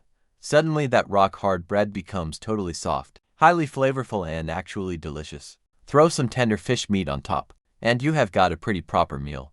I wolfed down one massive bowl, leaned back and rubbed my stomach like a satisfied cat. Johnson, take the leftover soup and fish bones to those kobolds. Do not let them starve. Kobolds will eat anything. Fish bones in cold soup, that is a real feast for them. A few tough barbarians carried heavy buckets of leftovers to the pond, and you should have seen them go totally feral. Their small eyes glowed just like little lanterns. If those tough barbarians had not beaten the fear of God into them much earlier that day, those greedy kobolds would have trampled each other to reach the food. So I told them to line up. They had absolutely zero concept of what a line was. Imagine 200 lizard dogs, all frantically trying to squeeze into the same 3 square feet. Simple fix. I had my barbarians grab heavy clubs, giant ones thick as a grown man's arm, and stand right next to the food buckets. Any kobold that did not follow the basic stand behind the guy in front of you rule got one swift painful whack, and would you believe it, they learned fast. I was staring at the world's wobbliest, most crooked but somehow functional line. Education through direct percussive instruction. Works every time. The next morning, those eager kobolds went to work, under the highly loving supervision of barbarian overseers, and their incredibly motivational whips. These tiny reptiles learn commands pretty fast. Nothing complicated. They basically just dug dirt, hauled dirt, chopped down trees. Perfect kobold labor. Our building speed doubled overnight. Then, something awesome happened. A few kobolds volunteered to be overseers. No joke, we got middle management. These tiny sellouts. They marched right up to the barbarians, pointed directly at their own kind, and began bossing them around. They were totally ruthless, much harsher than the barbarians ever were. A barbarian might give one lazy warning whack, but a kobold, he would scream in your face for 5 minutes, then strike them 3 whole times, and then scream even more. Kobolds oppressing fellow kobolds, with way more energy than actual oppressors. I was honestly so disturbed yet impressed, all at the same time. Productivity jumped another 20% over the next few days. Next, I took the barbarians on a regional tour. And by tour, watch this closely. We systematically destroyed every monster settlement nearby. Within 20 kilometers, we completely crushed a gnoll tribe, 2 entire goblin villages, plus another kobold camp. 300 more goblins, and 100 extra kobolds joined my workforce. But the gnolls, I killed every single one. Brutal, maybe, but practical. Our mercenaries back home could never control gnolls. They are too massive, too aggressive, also too smart. If I left those aggressive gnolls back at base during patrols, they would start a massive rebellion before I could even blink. Plus, bad idea. Gnolls eat 4 to 5 times more food than kobolds, yet only do 2 to 3 times the work. The math just does not work. In my economy, dead gnolls are the only good gnolls. With this massive, growing army of goblin and kobold workers, we rushed our first big construction project. Perimeter wall defense always came first. Everything else was secondary. We couldn't build proper stone walls since we lacked the people, and with 0 time. So we hammered wooden stakes into the ground. We packed mud and reeds around them, building the absolute ugliest wall, and most improvised wall in the history of fortification. The entire perimeter ran nearly 2 kilometers long, shaping a rough square by Florence Kingdom standards. That is basically the size of a mid-sized town, all for a brand new frontier camp. Absurdly ambitious, but we actually did it. The exact second that final section went up, my system suddenly chimed. Territory wall complete. Basic construction milestone achieved. Territory interface unlocked. Oh boy, get ready for this. Territory, unnamed area. 20-kilometer radius, city status none. Crude camp, public morale is 60. Tax revenue, 0. Negative income, population 45. 35 human slaves, plus barbarians. 337 goblins, 352 kobolds. 40 mercenaries, basic supplies. 30 wagons, 200 grain units. 20 units of smoked meat. Current food stores will last for months. Buildings, basic defensive wall. A wall constructed from logs, mud, and reeds. Seriously, this thing looks completely unreliable, but it keeps out basic wilderness attacks. Defense 20, durability 50, stability rating 10. I just stared at those numbers and rubbed my face with both hands. 0 income, negative everything, just negative cash flow. And my own system calls the wall unreliable. Some random southern knights. A state was in much better shape than my whole territory. I wasn't building kingdoms. I was running a monster charity instead, which also happened to be bleeding gold. But the system finally unlocked a construction menu.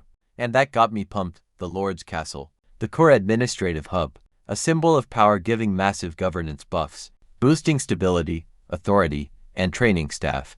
This was the crown jewel, the ultimate statement piece. Next up, the barracks, my literal stay forever building. A proper training ground for the soldiers, keeps our small army in top-tier fighting shape, directly boosts morale and discipline. Troops living here stay locked in constant training mode. Sure, comfort drops, but their overall toughness skyrockets. Fair trade. Next, citizen housing. Giving people shelter raises their loyalty and belonging, stability and happiness, and population growth, since, quite obviously, people are way more likely to make babies once they actually have roofs over their heads. Mind-blowing concept, right? Checking my building menu.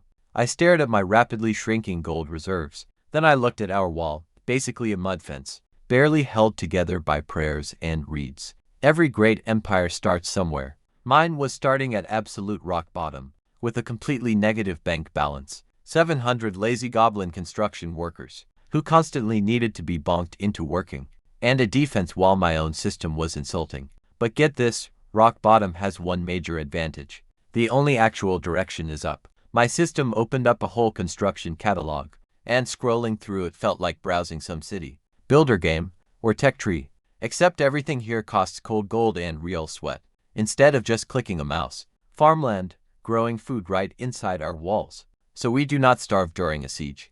Beacon towers, an early warning system, just like a medieval alarm network, logging camps to harvest trees. We make money trading, attracting wealthy merchants, generating income, though crime goes up too, because apparently, introducing money instantly brings out the pickpockets. Want to get rich? Build roads first. Even my cheat system knows that old saying.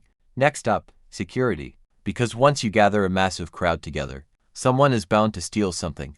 We need water wells, clean drinks, and siege insurance. And my absolute personal favorite, a river port. See, 2 massive rivers completely wrap around my territory. The red sand and the white water. Wide and calm. Stuffed with fresh fish and thick reed beds lining the banks. A port here translates to super cheap transportation, fast military moves and endless seafood. If these winding rivers flow straight to the ocean, which I strongly suspect they do, my future self might be running global trade routes. Wait, let's not get ahead of ourselves. First, I just need to survive winter.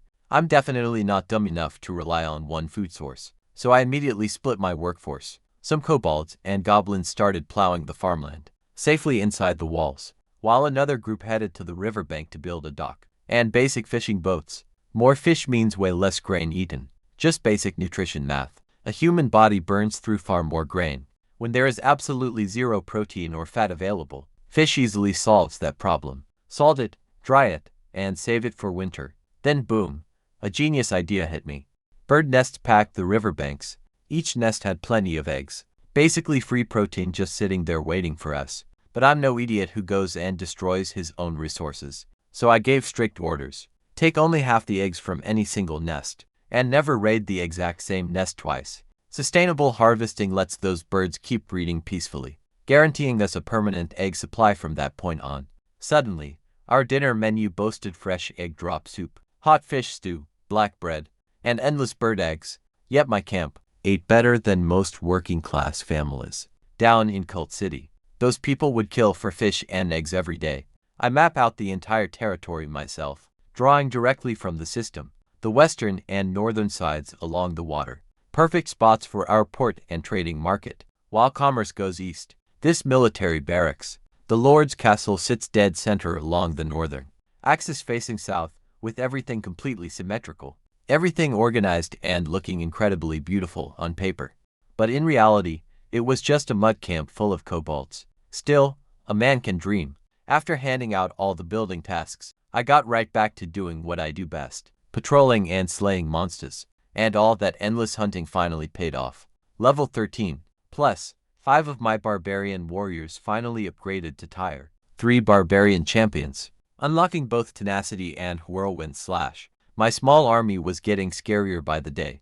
I now had 4 unspent attribute points, 3 skill points, and a shiny silver treasure chest, burning a massive hole in my inventory. Always gotta open the chest first, right? A skill book, stone wall formation, after the system adapted it to this world's rules. And it transformed completely into a spell called Mud to Stone. Basically, I could instantly summon solid stone walls, rising straight out of the dirt. Just point at the ground, cast it, and boom, a 10-meter long, 3-meter high, 1-meter thick stone wall just appears out of nowhere. I dropped 2 skill points to learn it immediately. Absolutely no hesitation. A spell that builds defense walls in mere seconds, out in this frontier territory, where I'm literally trying to build a castle, more than just useful.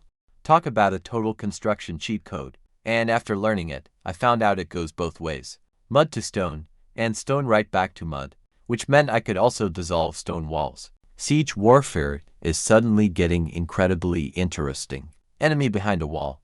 I simply delete it, and if I need a wall mid-battle, I can just summon one instantly. I tested it now. Warm golden light flowed straight from my hands. The earth rumbled, violently pushing upward in a matter of seconds. A solid, massive stone wall stood tall before me, right where there was once just dirt. I walked up and tapped on it. Thunk-thunk, solid stone, somehow even harder than normal rock. With a quick calculation, each wall costs 30 magic points. Total magic pool, 190, meaning I could easily build 6 walls before running completely dry. Meanwhile, my healing spell only costs 10 points, giving me 19 total casts. Not bad, but still, not amazing. So I dumped all for saved attribute points, directly into spirit, which jumped to 23. Hit 230. Now I could build 7 walls or heal 23 times. Was dumping everything into spirit actually the optimal path? For min-maxing, probably not. But seriously, what is actually optimal? Becoming a literal one-man construction company, building massive stone fortifications with a single wave of my hand, while everyone else is still out mixing mud and stacking logs. Those poor kobolds spent weeks trying to build that weak mud and reed barrier. I built a better one in 4 seconds. Should I feel bad for making their work totally obsolete? Maybe, but do I? Absolutely not. It was time to upgrade this entire camp, transforming a weak mud fence into a fortress. Every day, all week, I had the exact same morning routine.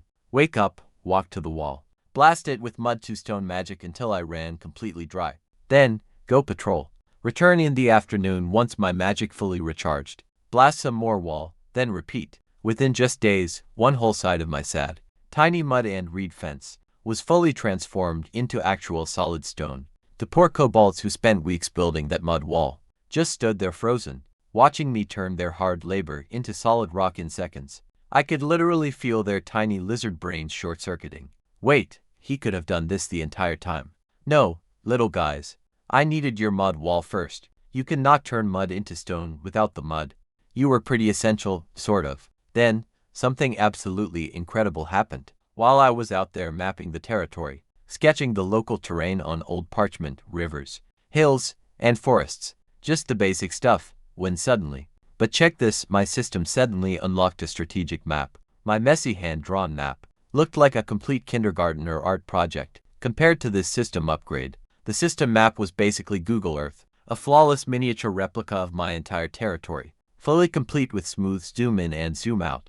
I could easily see every single bend in the river, and every cluster of trees, all beautifully labeled, and even better, there were colored dots, green for my allies, showing all the barbarians as green. Yellow meant mercenaries, friendly, but not fully mine.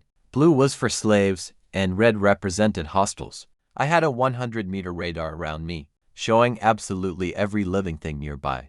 In battle, this meant I could spot ambushes long before they happened, tracking enemy movements in real time, and fully coordinating my troops with perfect info. My enemies would basically be fighting blind, while I enjoyed a perfect bird's-eye view. The only catch? Anything outside my borders was completely blacked out, totally unknown, just like fog of war in strategy games. But within my own borders, total omniscience. I zoomed the map all the way out, just to see how massive this world really was. My territory shrank to a tiny speck, just a microscopic dot on a massive map. This place was enormous, way bigger than I expected. Humbling, sure. Motivating, absolutely. Back at camp, things were actually coming together nicely. The farming team plowed 50 acres inside the secure walls, and 200 acres outside. I ordered them to plant potatoes exclusively. Why potatoes? Simple math. Wheat only yields 300 to 400 pounds per acre. Up here in the freezing north, potatoes, over 1,000 pounds per acre. Plus, you can easily get to harvests every year. Even in these cold northern climates, that is 6 to 8 times more food than wheat, from the same land. And look, I am not stupid. I will switch to wheat later once we are stable, because fresh, hot white bread is one of life's ultimate pleasures. But right now, survival beats fancy flavor. Potatoes win.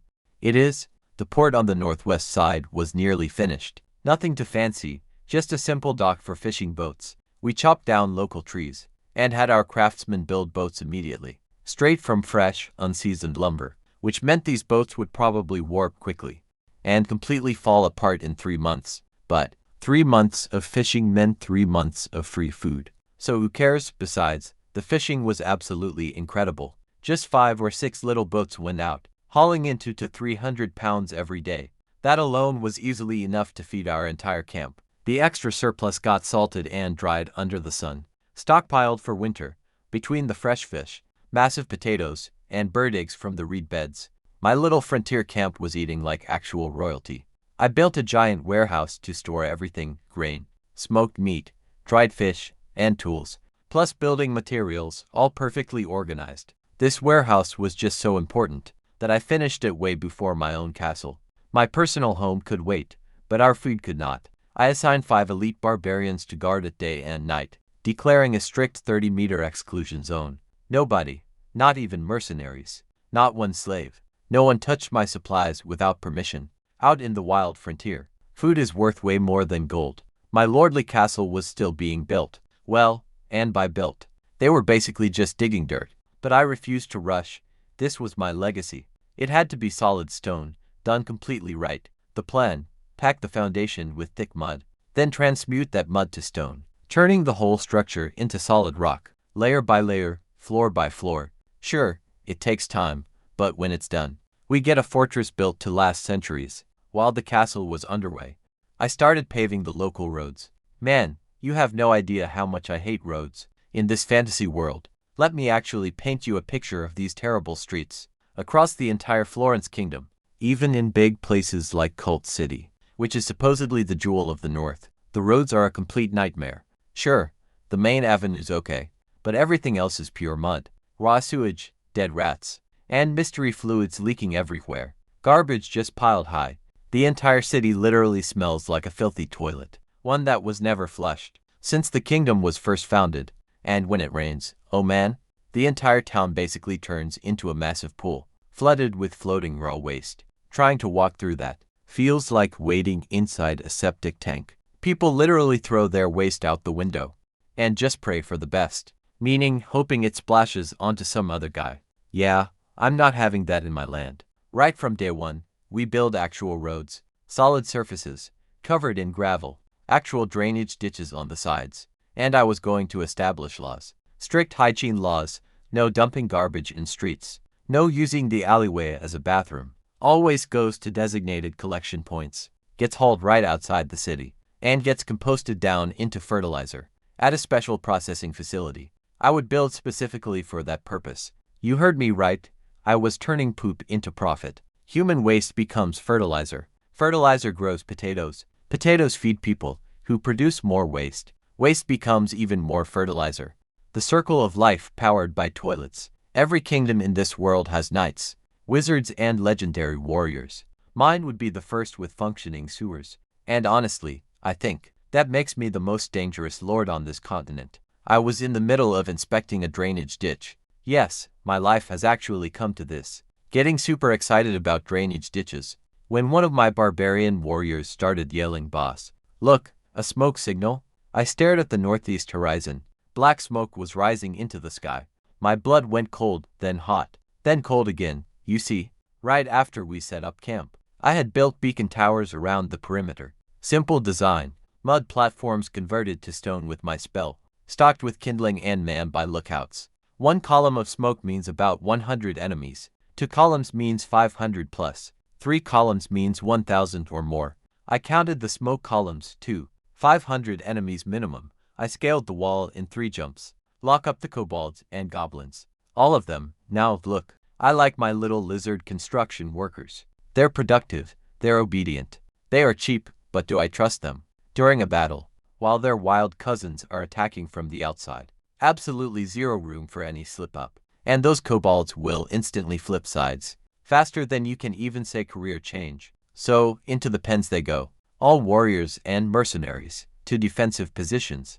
The camp immediately erupted into organized chaos. Barbarians grabbed their axes and assembled. In under a minute, after weeks of constant fighting, my squad had leveled up pretty significantly. Half of them were now Tier 3 barbarian champions. And Johnson, my beautiful bald wrecking ball, had evolved into a giant axe berserker. A full tier above champion, the man was basically a walking, breathing natural disaster with a shiny head. The mercenaries showed up too. Their captain, a guy named John. He immediately opened his mouth. And boy, did he mess up. Lord Sulan, I think we should abandon the camp and run. The enemy is still quite far away. If we leave now, we can probably escape. I just stared at him as he kept talking. But his voice got quieter and quieter, as my stare grew colder and colder. Eventually, he just stopped, like a wind-up toy running out of spring. "Are you done?" I asked. He nodded, looking like a dog that just got caught chewing shoes. "Good. Now listen.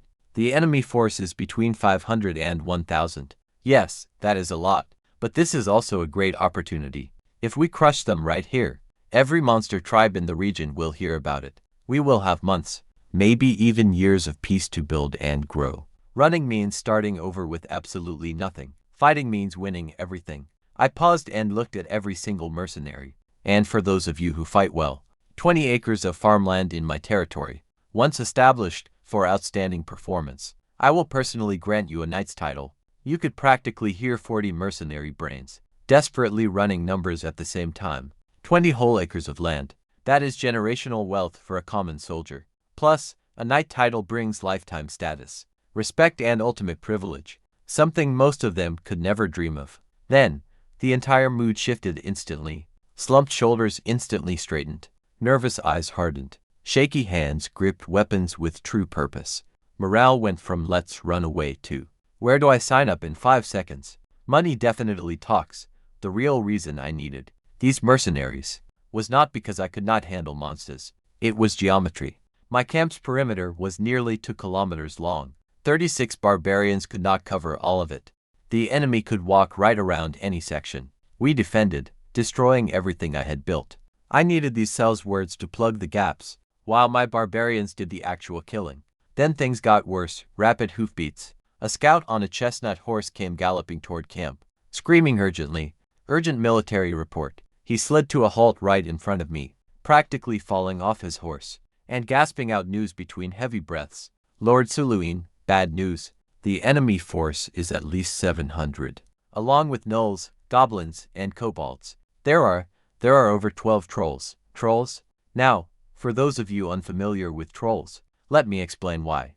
That single word made everyone nearby turn pale. Trolls are massive and brutally strong, and love smashing things with spiked clubs. But that is not the scariest part. The truly terrifying part is their regeneration. Cut off a troll's arm, it grows back. Stab them straight through the chest. The wound closes. Break their legs. Give them a minute, they will be walking again. The only ways to permanently kill a troll are magic fire or strong acid. Everything else, just a minor, temporary setback. 12 trolls leading 700 monsters, marching straight toward my barely finished camp, with walls built of shaky stone and mud. I smiled at the scout, telling him, "Great job. Go rest. Then I turned to my crew and made a choice. If we are dying tomorrow, we are going to feast like royalty today. Open up the storehouse, grab the white bread, the smoked meat, the sausages, and those barrels of ale we saved. Today, everyone gets to eat actual meat. Normally, people only eat twice a day, and consider themselves lucky if there is any protein involved. But I was adding a third meal, a massive lunch loaded with the good stuff. Fish, smoked ham, sausages, ham, mushrooms, fresh bread, everything. The kitchen immediately burst into action. Fish gutted, giant pots bubbling, smoked meat being carved, sausages sizzling, the mouth-watering smell drifting across the camp. Had even the locked-up kobolds, shoving their eager faces against the cage, drooling. I grabbed my bowl first, rich, thick stew with mushrooms, smoked ham, and chunks of fish. I tore off some white bread, actual soft bread, not that brick-hard black garbage, and dipped it deep in the broth. I sat on a rock and ate. The barbarians and mercenaries dug in right after. No one spoke, just 70-plus warriors eating what could easily be their very last meal. Sitting in the dirt, staring at the horizon, where 700 enemies and 12 unkillable trolls were marching right toward us. Johnson sat right next to me, holding a massive bowl in giant hands, eating pretty quietly for a guy facing an army. He looked remarkably calm. I sipped my stew, doing math in my head. 300 to 400 goblins and kobolds, cannon fodder, barely even a threat. 300 gnolls, real fighters, and a dozen rapidly regenerating trolls. Nightmare monsters you can only kill with fire, either fire or some high-level magic. I looked at my hands. I had magic, and I saw fire all around our camp. We had both. This was going to get ugly. But hey, ugly just means things get interesting. I finished my bowl, wiped my mouth, and stood. Time to prep a troll barbecue. Let's calculate our total defensive forces real quick. -15 barbarians, 40-odd mercenaries, and 45 craftsmen slaves whom I absolutely refuse to let anywhere near the act of fighting. Those guys cost over 1,000 gold nars. If even one carpenter died on the battlefield, that is pure loss. Worth way more than that entire goblin army. Those craftsmen were definitely going to hide inside the absolute safest corner of camp, and they were going to like it, too. After finishing our hearty lunch, I sent the mercenaries to prepare their gear, while I hurried over to the northeast wall. Major problem, the east wall was still mud, not stone, because I had not upgraded it yet. And of course the enemies came from there. Just our luck, we had 2 gates to defend. East and west. They would almost certainly strike the east gate, so I ordered the barbarians to set traps. These guys were actual wilderness survival experts, back in their old tribal days. They used heavy traps way more than combat. Deep pit traps, spike traps, massive falling rocks. They rigged everything like they were prepping a party. A total murder party, anyway. I ordered our artisan slaves to drag out those dry reeds we gathered and stack them right by the east gate. Trust me, it all makes sense soon. 3 p.m., the afternoon air turned chilly. Deep autumn in the frozen north, when a pitch-black streak stained the horizon. But drawing closer, that shape shifted completely. A swelling tide of over 1,000 monsters. Massive goblins, rabid kobolds, moles charging at us like some filthy, screaming tsunami. Most were running completely naked, holding rotten sticks and bone clubs. Only the heavy gnolls carried real metal. And even those blades looked like some blind, drunk blacksmith hammered them, using a jagged rock. Then came the massive trolls dwarfing everything else, thick muscles bulging like knotted ropes. Every monster dragging a spiked club weighing over 100 pounds. Calling them ugly is a major understatement. They looked like a sloppy sculpture of a person, made purely from trash, then brought to life out of absolute spite. Get this, our scout estimated 700. The actual number, 1,400, twice the force, with 20 to 1 odds. 22 to 1. Our mercenaries on the defensive wall went pale. I could honestly see all the color draining from their faces, hands shivering, knees completely buckling. Eyes blank, a few looking as if their souls had already abandoned their cold bodies to start filling out afterlife registration forms. John, that absolute coward of a mercenary captain, was right beside me, calling Lord Saluan. There are over 1,000 of them. We are not even 100 strong. Forget our noble warrior pride. We must free the kobolds to distract them, drop all our supplies and run. I just slapped the battlements and laughed. A loud, booming laugh. The exact kind that makes folks question your sanity. Retreat against these weak clay chickens and mud dogs. I am disappointed they brought so few. Do you know how many free construction workers walked right to my doorstep? If I can capture half of them, my castle will be finished by next month. The mercenaries just stared, like I had grown a second head. But the barbarians, they started cheering. A month of following me and these crazy maniacs had gone completely. Ride or die. Bald Johnson was grinning. His bald head was basically one giant smiley face. The attack started before they could finish. Wondering if I was brave or just insane. The answer is both. Arrows whistled in from the monster army, but I flicked my spear and batted them aside. Like mosquitoes, the barbarians swatted them away with their axes. A few mercenaries actually got hit, but those arrows were so pathetically weak, bouncing off leather armor. Kobold archery is a joke. Weak arms, weak bows, and bone arrowheads that cannot pierce wet blankets. When the Gnoll commander saw those arrows doing nothing, he roared, slamming a nearby goblin with his heavy club. The poor thing went flying as a full charge was ordered. 30 meters out, the monster horde surged toward the wall. At a full sprint, then the traps clicked. A goblin stepped into a covered pit, and wooden spikes punched through its foot. Thud. A falling rock trap dropped a massive boulder on a Gnoll's skull. Monsters in the back could not stop, and trampled the ones who had fallen. Traps triggered, bringing screaming. The entire approach turned into a brutal, painful gauntlet. But 14,000 monsters is still a lot. Traps slowed them, killing a few dozen. But the wave kept coming and hit the east gate. It broke wide open, and I let it happen. Exactly. I did not reinforce the gate. I didn't send anyone to defend the gate. They were meant to break through.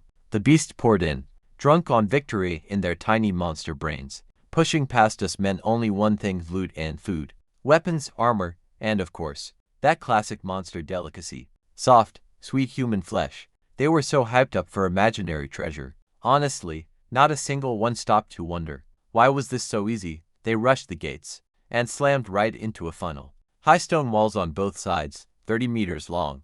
My mud to stone spell made climbing impossible. The massive horde that was spread across the field was suddenly squeezed into a tight corridor.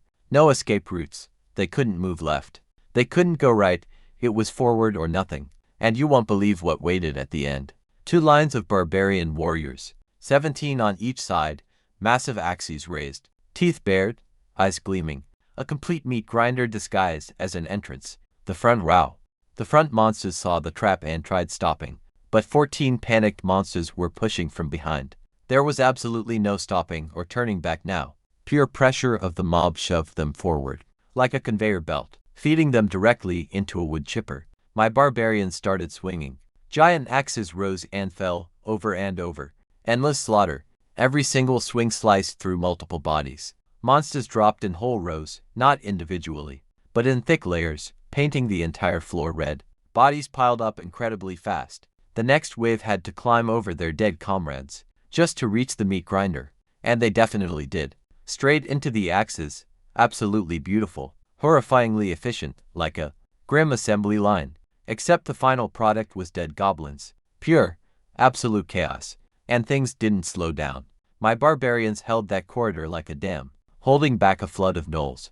Goblins and kobolds. Didn't matter, nothing survived more than 2 swings. This narrow space between my stone walls turned their massive numbers from a huge advantage into a total death sentence. They couldn't spread out.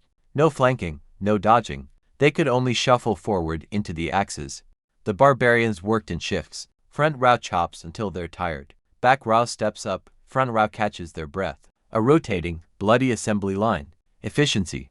It would make any factory manager weep with pride. Check out this beautiful setup. The monsters in the back of the pack had absolutely no idea what was happening. They just kept pushing from behind, shoving their friends right into the meat grinder. The middle guys could actually see the carnage, desperately wanting to run but couldn't, squeezed between that wall of axes up front, and the horde of clueless idiots pushing from behind. Hundreds of beasts, jammed into a 30-meter stone corridor. And believe me, that number kept growing. I stood on a raised platform behind my warriors, watching this kill box fill up like a bathtub, counting. Once the corridor was stuffed to maximum capacity, wall-to-wall monsters, shoulder to shoulder, barely able to breathe, I gave the order. Fall back. My barbarians disengaged and retreated. 15 minutes of non-stop butchering had drained them, but they did their job beautifully. The exact second they pulled back, the monsters surged forward with pure joy. Freedom and victory. The stupid humans are running, but they only made it 5 steps. Rumble, a stone wall erupted from the ground. Right in front of them, sealing the exit. The monsters slammed into it face first. Bones snapped and blood sprayed, but the ones behind kept pushing, crushing the front rank against solid rock. Some gnolls tried clawing over. Too crowded, meaning zero room to jump. A few lucky ones managed to scramble up by stepping right on goblin heads. They cleared the wall, landing on the other side, where 5 mercenaries armed with heavy spears turned them into pincushions before their feet even touched the ground. I looked down at my trap. Hundreds of monsters packed in like sardines, sealed inside a stone box with no escape. I just smiled in the sunset light. They say my smile looked terrifying, and they're right. I slammed my spear hard into the ground. Lit torches suddenly flared up along every wall, dozens of them, and then came the firepots. Clay jars filled with burning oil lobbed over the walls, straight into the packed crowd below. The oil ignited instantly. All those dried reeds that I had the craftsman pile inside earlier caught fire next, turning the entire corridor into a bonfire. Monsters drenched in burning oil slapped frantically at themselves, which only spread the flames to everyone they touched. A brutal chain reaction of fire, rippling right through the packed crowd. Oh God, the screaming. Hundreds of terrified voices shrieking, in absolute agony, echoing off the cold stone walls, amplifying into a horrifying sound I will hear in my dreams for the rest of my life, and probably the next 2. They tried to escape, but there was nowhere to go. I had dropped a heavy, reinforced iron portcullis over the gate. The walls were solid stone, too hot to touch, and the exit was sealed with magic. They were basically trapped inside an oven. Some monsters started slaughtering each other in sheer desperation, clearing space and climbing over corpses, trying to stack bodies high enough to scramble out. A few actually made it over that wall. They dropped to the other side, smoking, charred and half dead, only to get butchered by the barbarians and mercenaries waiting outside. The fire raged, completely swallowing the dry reeds. Then the oil evaporated, but by then, the beast's own melting fat kept the fire burning. Temperatures inside that stone trap got so extreme, the massive solid walls actually started glowing a faint red. Even the air outside was boiling, making the mercenaries' hair curl up, while their skin blistered pink from the radiating heat. Then, the screaming quieted, not because they found a way out. The raging inferno had simply choked out all the oxygen. The surviving beasts were just suffocating. One by one, the whimpers died. Just a massive crematorium now. The mercenaries, who wanted to run just an hour ago, now they lined the stone walls. Weapons raised, eyes bloodshot, chopping down every half-cooked beast that crawled. With savage, brutal joy. Nothing cures a coward's fear like watching his tormentors burn. Honestly, those 20-to-1 odds didn't look scary. I did not stick around to watch them. Those beasts in the trap were already basically dead. They just had not finished dying yet. I had bigger things to handle. A massive chunk of their army was still waiting outside, and I wanted them, every single kobold and goblin out there. You heard me, future laborers. Every runner was just a future headache, so I quickly looped through the west gate and came around to the east. A giant, angry mob of monsters stood outside, was relentlessly battering the heavy iron portcullis, desperately trying to break in. 2 massive trolls were slamming it with giant clubs. That metal gate was warped and dented, but it held, even as black smoke leaked out, which had clearly spooked them. They knew something horrific was happening inside, the moment they saw me come around the corner, with 35 raging barbarians right behind me. Their monster commander, a massive gnoll in rough iron armor, let out a feral howl to rally his forces, and that is where things got really interesting. These beasts did not just blindly rush toward us, they actually organized. Kobolds and massive goblins held the front as a shield, with giant trolls backing them up as the heavy hitters, gnolls on the flanks ready to pincer. Their vanguard even set up a rough wall of spears, using jagged, sharpened bones and heavy pointed rocks.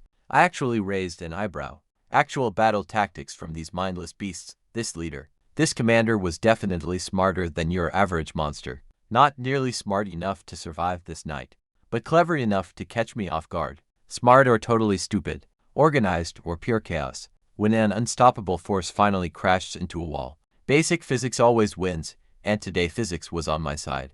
I tightly buckled my beast-faced iron armor, gripped my giant 3-meter spear, rolled my stiff shoulders and cracked my neck. My barbarians locked into a tight wedge behind me. The classic arrowhead formation. Simple, brutal, effective. I stood at the very tip, the spearhead, the first thing those monsters would ever lay eyes on, and the absolute last thing they would ever see.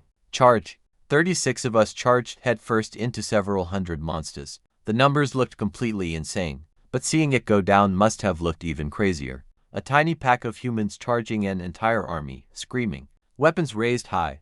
Zero hesitation. But honestly, here is the secret of a wedge charge. Especially when led by someone who can one-shot giant trolls. The numbers do not matter. All that matters is the massive pressure wave of pure, concentrated violence hitting their front line. We were hitting them like a freight train, 10 seconds to impact. 35 savage warriors charging at maximum speed is definitely not something you ever want to stand in front of. The very ground shakes as their heavy axes gleam. Their ugly faces say it all. They want to turn us into a fine red mist, enjoying every single bloody second. But if we had charged Florence Kingdom's elite, Bear Legion in full armor, heavy infantry, real trained pros, my barbarians would have a rough time. Steel plate armor is serious business, but these wild monsters wearing nothing, holding only sticks and dry bones, against steel axes and leather armor. This is no battle, just a basic math problem with a bloody answer. 50 meters out, kobold archers open fire, ugly rain of arrows falls. I spin my spear and deflect every single one aimed at me. My barbarians, they just cover vital spots with their axes and keep charging as arrows bounce off leather. Like tiny pebbles, most don't even scratch them. The kobolds might as well be throwing insults. 20 meters, a massive goblin spear wall stands right in front of us. A line of giant goblins, clutching sharp bones and pointed rocks, standing like real soldiers. Honestly, it looks pretty impressive. If I charged straight into those spears, I'd survive, but my troops might take casualties. Fire. 35 spinning axes fly straight into their spear formation. The result is, let's say, catastrophic. Multiple giant goblins lose their heads, literally. Their neat formation shatters, like a weak sandcastle in a storm. What's left couldn't stop a light breeze, let alone us.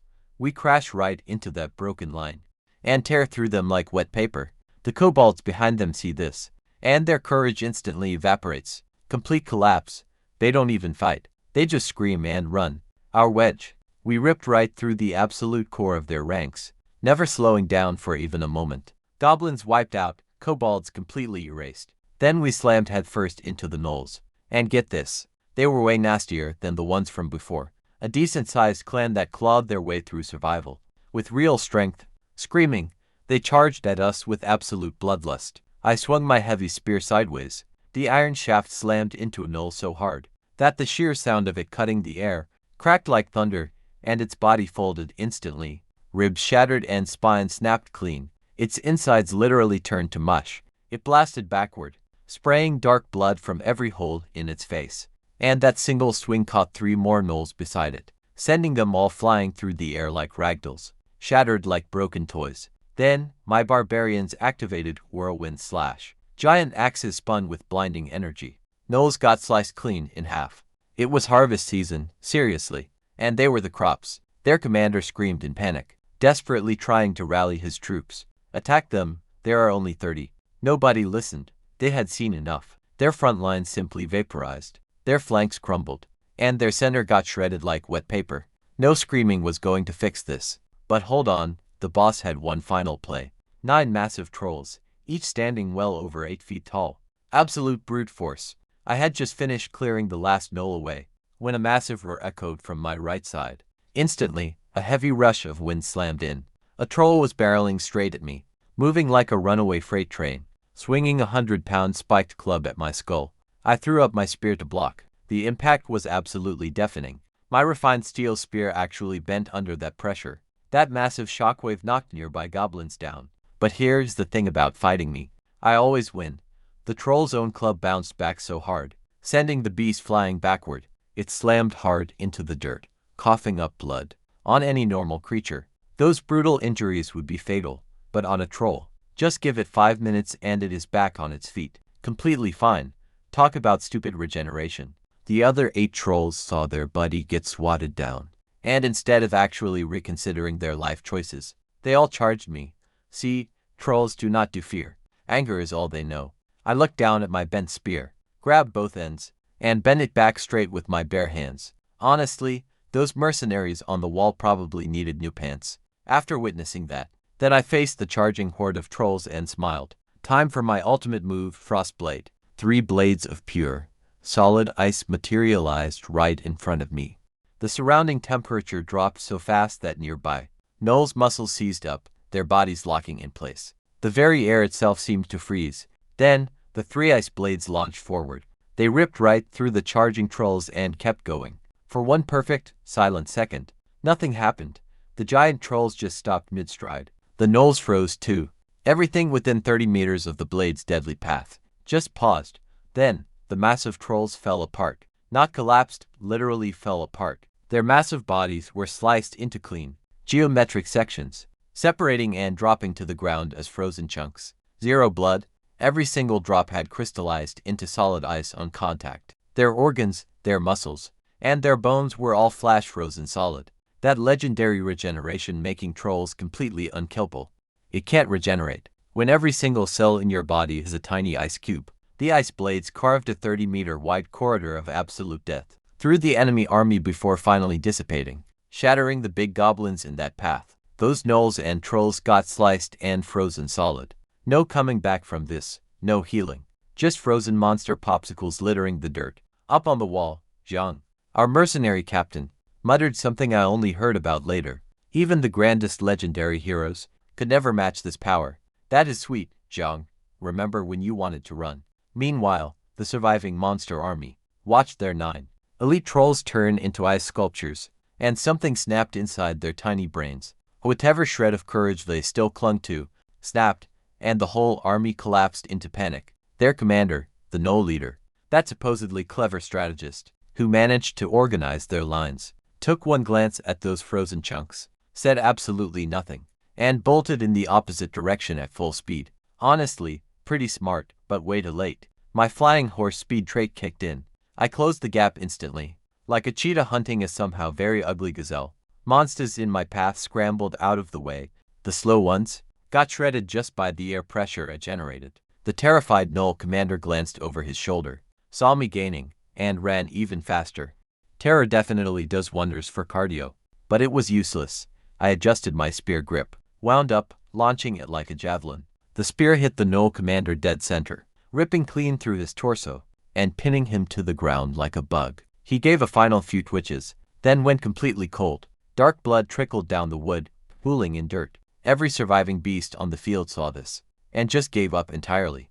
I slowly scanned across the entire battlefield, deliberately watching hundreds of creatures flinch away. They lowered heads and trembled. Not a single one dared look me in the eye. They say my cold look after a battle is somehow colder than the freezing northern winds. Honestly, I don't even practice it. It just happens naturally. Being this intimidating is quite a nice perk. But get this, there's zero time to celebrate. Those terrified, exhausted monsters were pure gold. They're not dead enemies, they are future labor.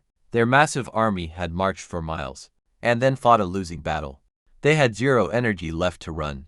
They could barely stand, so round them up. Every last one of them, my barbarians, and I got to work, hunting down stragglers like we were running the world's most aggressive hiring agency. Then, my system chimed, and I nearly tripped over a dead gnoll, because I was busy reading the notification ding. An epic victory, not glorious. Not impressive, epic. Now that's a tire I'd never seen before. Under your command, you and your army achieved an epic victory. Surviving enemies will spread tales of your deeds across the wild. Your reputation grows. Reputation 1. Your name is starting to spread across the wild. Earned 15,000 experience. Level 14 reached. Rewards. 2 free stats. 2 skill points. I got to silver chests, 5 gems, and a new talent. Advanced tenacity. Advanced tenacity. Damage from normal attacks cut by 50%. Health permanently increased by 50 points. My stamina is up 50, and recovery speed doubled. Let's translate what this actually means. Ordinary weapons now do half damage to me. My energy recovers twice as fast, and I've got so much health now that taking me down would outlast most actual battles. Look, I was already pretty hard to hurt. Now I'm reaching why even try territory. I was standing there, smiling at my stats, when Johnson slowly walked over, looking uncharacteristically sad. Boss, 3 of our brothers are hurt bad. I honestly do not think they are going to survive. Time to step up and actually lead. This is no game, he leads me right to them. 3 barbarians with absolutely horrific wounds. Nasty, deep slashes from those Knoll champions. Those 7-foot-plus elite brutal killers. Sure, our leather armor handled weak goblins easily, but up against these giant Knoll champions, it is about as useful as wearing wet newspaper. The worst injured guy has his chest torn wide. His ribs are showing and two are completely snapped. Right through that terrible gap. You can literally see his organs pulsing. 1 inch deeper and he would be gutted like a fish. The simple fact that he is still breathing is pure barbarian stubbornness. I kneel down and shove those broken bones back together. He screams, but he will forgive me.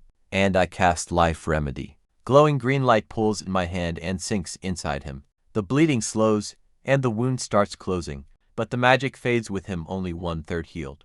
Life Remedy is only a beginner spell. It is not going to reassemble a guy who was literally sliced in half. So I hit him with another cast. The slash still is not completely closed, but his vitals finally stabilize. At least he stopped dying, which out here in the wild counts as success. I patch up all 3 guys the same way. Double healing spells, powder, and tight bandages, and complete bed rest. They will be out of action for a whole month, but they will live. In this brutal world, a massive injury like that means certain death, unless you have a priest or expensive holy water. So my cheap beginner magic is a literal lifesaver. I mean, holy water costs 10 gold a bottle. 10 gold coins for some fancy, glowing water, while my spells cost absolutely 0 with free refills. Take that, organized religion. Now get ready for the good news. Every single survivor. The Barbarian Warrior class upgraded to Tier 3. Barbarian champions right after this battle. Every single member of my squad was now elite. And Johnson, my magnificent bald wrecking ball, he broke straight through to the ultimate Barbarian class. Barbarian Berserker Lord, and his traits leveled up too. Basic strength became intermediate strength. Permanent +4 to strength and constitution. His basic tenacity became intermediate tenacity, meaning more health, more stamina, faster recovery, 15% damage reduction. Plus his rage ability evolved into advanced rage. 80% pain reduction, 50% more strength, 20% speed boost, rage up 50%, and that post-rage weakness period dropped 30%. The man was now several times stronger than when I first bought him. If I put him in proper iron armor, he would be an unstoppable killing machine. A bald, grinning, axe-swinging force of nature. Let me tell you, the final body count was devastating. Over 600 burned alive in my trap, 200 killed fighting in the open, fewer than 100 escaped into the wilderness, and 500 captured alive, 500 new slaves. Big goblins, kobolds, and yes, even some gnolls this time. Those big goblins were actually decent workers, standing 4.5 feet tall, absolutely dumber than a box of rocks, but they followed orders perfectly, and had surprisingly good discipline. For monsters, perfect slave labor. The prisoners were left absolutely traumatized. Not a single one resisted. Without a peep, they had watched their entire army get funneled into a fire pit, seen their massive trolls frozen into ice cubes, and watched their commander get javelined straight into the dirt. Rebellion was definitely not on anyone's to-do list. I walked back to camp absolutely drenched in blood. Not mine, well, mostly not mine. Every single step left a red footprint. Thick blood dripped from every gap in my armor, like some leaking faucet, probably. Looked like I took a bath in a literal slaughterhouse. Johnson, take these captives back to camp. Separate pens, keep them locked tight. I paused, smiling coldly, and added, do not let anyone escape. Those guys are desperately needed to build my castle. Johnson wiped the fresh blood completely off his shiny bald head. He faced the cowering mass of 500 prisoners, and flashed them the most terrifying smile I had ever seen. White teeth gleamed against blood-smeared skin. His eyes gleamed with the calm satisfaction of a warrior who just reached the very peak of his power. Do not worry, boss. I will guard them personally. The prisoners whimpered, and I almost felt sorry for them. Almost, but then I remembered I needed a castle, and a barracks, houses, roads, and a port, a market, plus about 50 other buildings. Sorry, guys. Welcome to the Suluine Construction Company. No dental plan. The fire inside the kill box burned until midnight. Midnight. 6 full hours of continuous burning. When we finally decided to open it up the next morning, honestly, I thought I was ready for the sight. I was completely wrong. Just picture this. A room the size of a basketball court. packed full of charcoal sculptures that used to be living things. The terrible smell was impossible to describe, a sickening mix of burnt hair, scorched meat, and some strange chemical that made my eyes water, making my stomach do wild backflips. I have killed hundreds of monsters without flinching, but this horror almost made me throw up. The funniest part, nobody in our camp could eat meat for days. Whenever anyone in camp stared directly at a piece of cooked fish or smoked sausage, they would recall that stench, and their hunger would instantly vanish. 1,000 strong army of monsters could not break our spirit, but that lingering smell of roasted gnolls nearly ruined our appetites. We dug a giant pit and dumped the bodies, buried them deep, then scrubbed the dirt clean. The east gate still smelled faintly of blood and ash. I doubt it ever will, but hey, here's the silver lining. After we completely crushed the single biggest gnoll tribe around here, our entire region went completely silent. Word spreads incredibly fast. Avoid those dangerous humans on the hill. They burn you alive and freeze your giant trolls into solid ice. Every small tribe within 50 miles packed up and left, heading far, far away. Peace. Beautiful, productive peace. With over 1,000 slaves working for me, construction went into overdrive. The port was finished in 3 days. Docks, fishing stations. Our daily fish supply shot up dramatically. More labor went straight to farming. Others built massive new expansion projects. This territory was actually beginning to look like a real settlement, instead of some muddy camp with delusions of grandeur. But get this, reality absolutely punched my wallet. I sat down in my makeshift lord office, which was basically just a slightly better tent with a chair, and called in my personal bookkeeper. This fellow was a slave I rescued, who could read and do basic math. His skills, pretty basic, but in a camp packed with wild barbarians, goblins and kobolds counting past 10, made him a genius. Tell me, how much money do we have left? He nervously flipped through his ledger. My lord, 300 gold nars. Started with 5,000. Purchased a noble title, a land charter, 126 barbarian fighters, armor and supplies, wagons and food for a year, an abandoned military camp, hired mercenaries, purchased craftsmen, slaves, and fought a minor war. And now, only 300 gold remained. Not even enough for a decent shopping spree. Back in Cult City, and the food situation, since capturing 500 additional slaves, food consumption has literally doubled. The hired blades got their pay. We do not have enough left to buy city supplies. A classic startup problem, I sighed. We were expanding fast, but bleeding cash even faster. I desperately needed hands to build this. But people need food, and food costs money. And money comes from taxes, which come from citizens. But citizens won't come until this place is fully established, and we cannot build a territory without people. A classic chicken and egg nightmare. Except this chicken costs 50 gold, and the egg needs constant defense from gnolls. First things first, I needed workers. Workers needing zero constant supervision. Right here, boss. He popped up at the doorway like a bald genie. Head back to Cult City, bring your families here. Bring them all, it is safe now. His face lit up like sunrise over his chrome dome. Really? I will gather a team right now. Move fast, and return even faster. Barbarian women and children would be a massive help. Honestly, those families could easily outwork grown men. A single barbarian housewife back in civilization could easily do the work of 3 human farmers while carrying a baby. Oh, and Johnson, just one more thing. Spread the word back in the city. Tell everyone that Lord Suluan has successfully established a base in the wilderness and is searching for trade partners. We need merchants, even if we lack trade goods. But get this, merchants are sharks. They smell a golden opportunity miles away.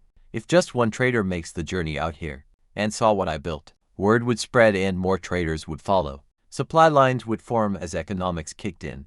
Johnson left with 2 warriors. I stopped sending out hunting parties for new slaves. Honestly, the nearby tribes had already figured out that living close to my base was bad for them. Most relocated. Smart move. The few left were too tiny to care about. Instead, I put all my focus on building. After a few days of focus, the blacksmith shop was finally fully built. That second the final brick went down, my system went absolutely berserk. Ding ding ding. Blacksmith shop completed. Loading the system metalworking database. Importing advanced forging tech. Progress at 20%. 50% imported shop unlocked. Weapons and equipment section open. Oh. Yes. The shop description was pretty nice. Better weapon quality, faster crafting. Improved smith training. Standard stuff, but look at the shop.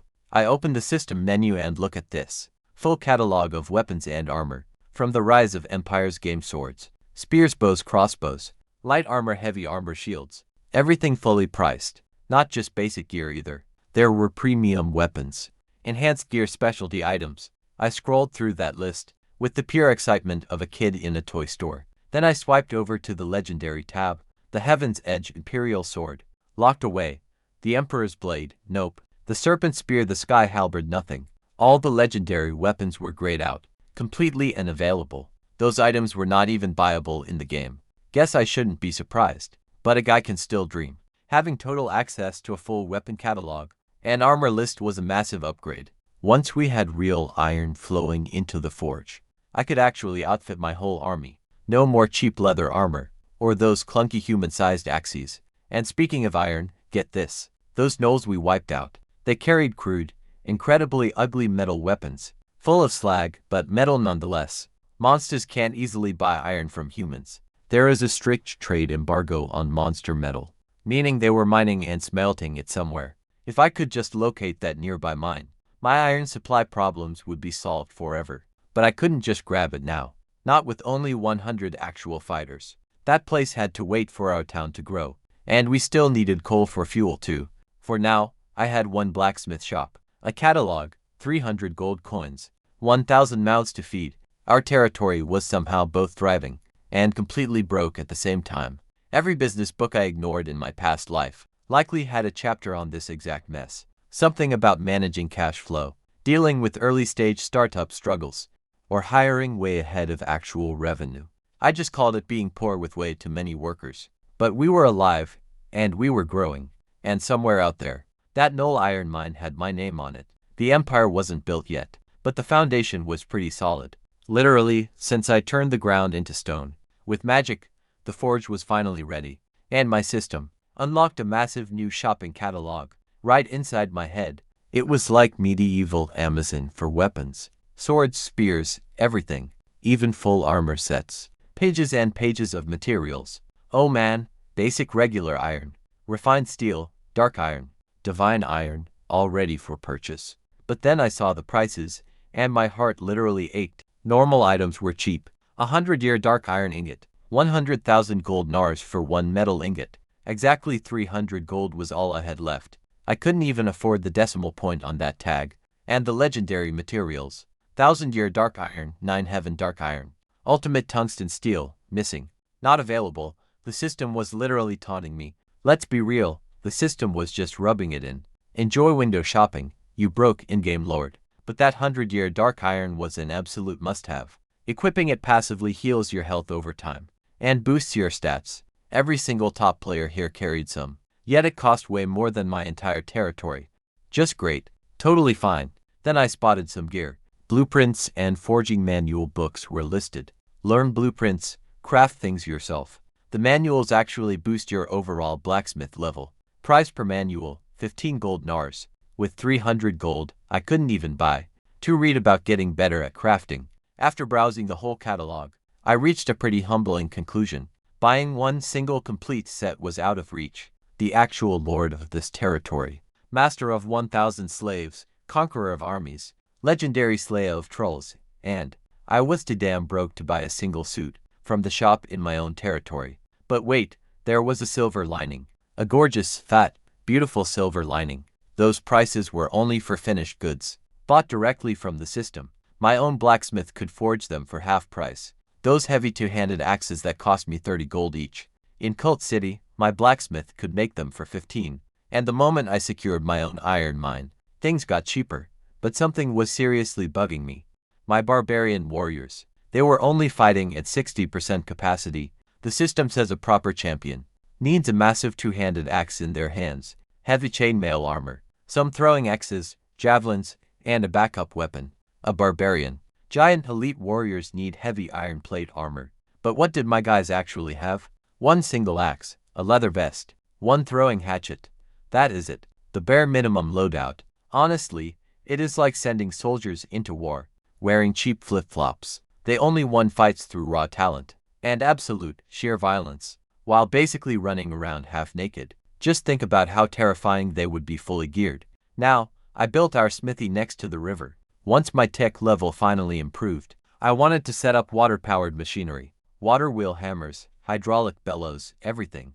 My stepdad back in Collins City used this. He ran his entire iron works with it. It was not complicated. This engineering just needed decent water flow, which I had plenty of here. Water power would slash our production costs even further. So, let me introduce you to Bruce, my new blacksmith slave. This man used to own a massive forge in the city, a respected craftsman earning a pretty decent living. Then he discovered gambling, lost everything, lost the shop, lost his freedom and got sold as a slave, all because he could not stop betting on everything. Basically, this world's version of horse racing, gambling addiction, literally turning skilled pros into my property. Good old Bruce practically danced when he saw the finished smithy. My lord, this is absolutely perfect. Give me materials and I will forge anything you need. First, repair the soldier's gear, then get to the farm tools. Do great work, and I will upgrade your food. Thank you, my lord.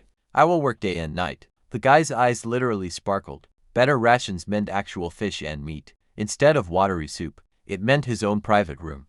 No more sharing space with 10 snoring, farting slaves, for a guy who spent months eating scraps and sleeping in stench.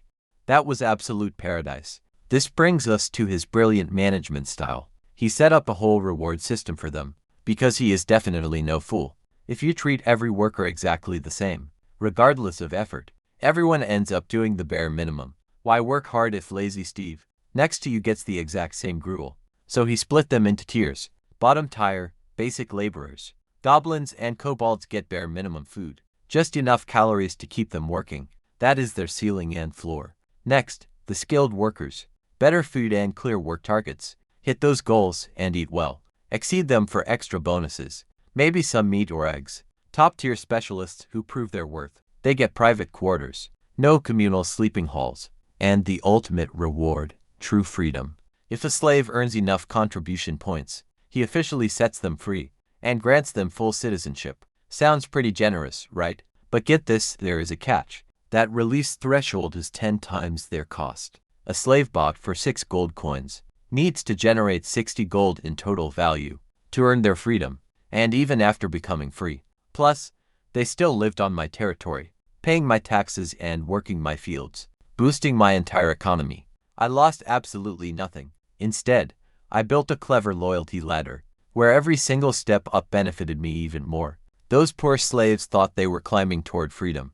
Really, they were only climbing deeper, right into my trap. The very day I rolled this out, work speed across the whole camp doubled instantly. Suddenly, every worker had a massive reason to hustle, a sweet carrot dangling right in front of them.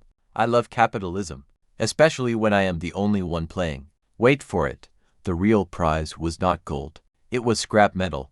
Those ugly gnolls and trolls had carried massive weapons, spiked clubs and heavy, raw iron blades. Sure, the quality was pretty bad. Terrible smelting, slag everywhere. But iron is still iron, and those heavy troll clubs were massive. Just one spiked club weighed over 100 pounds. Even after burning away all the useless trash, you still got 80 pounds of solid iron. We collected thousands of pounds of these scrap weapons. Bruce and his blacksmiths melted it all down and forged several thousand pounds of pure iron ingots. Not high-grade stuff, but completely usable. Quick math, fixing all the barbarians' chipped blades took almost nothing from our new metal pile.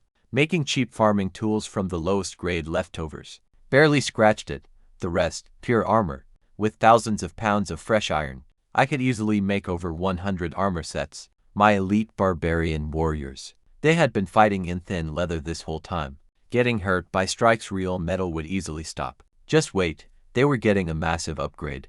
Picture 35 giant barbarian champions fully armored in iron, dual-wielding massive axes and going completely berserk. The wild wasn't ready. Honestly, I doubted even the kingdom was ready. But first, Bruce had to make it all, and that was going to take some time. One blacksmith plus thousands of pounds of iron, 100 armor sets. Good thing I had a whole goblin crew pumping the bellows. The forge was finally running, and Bruce was doing his legendary thing.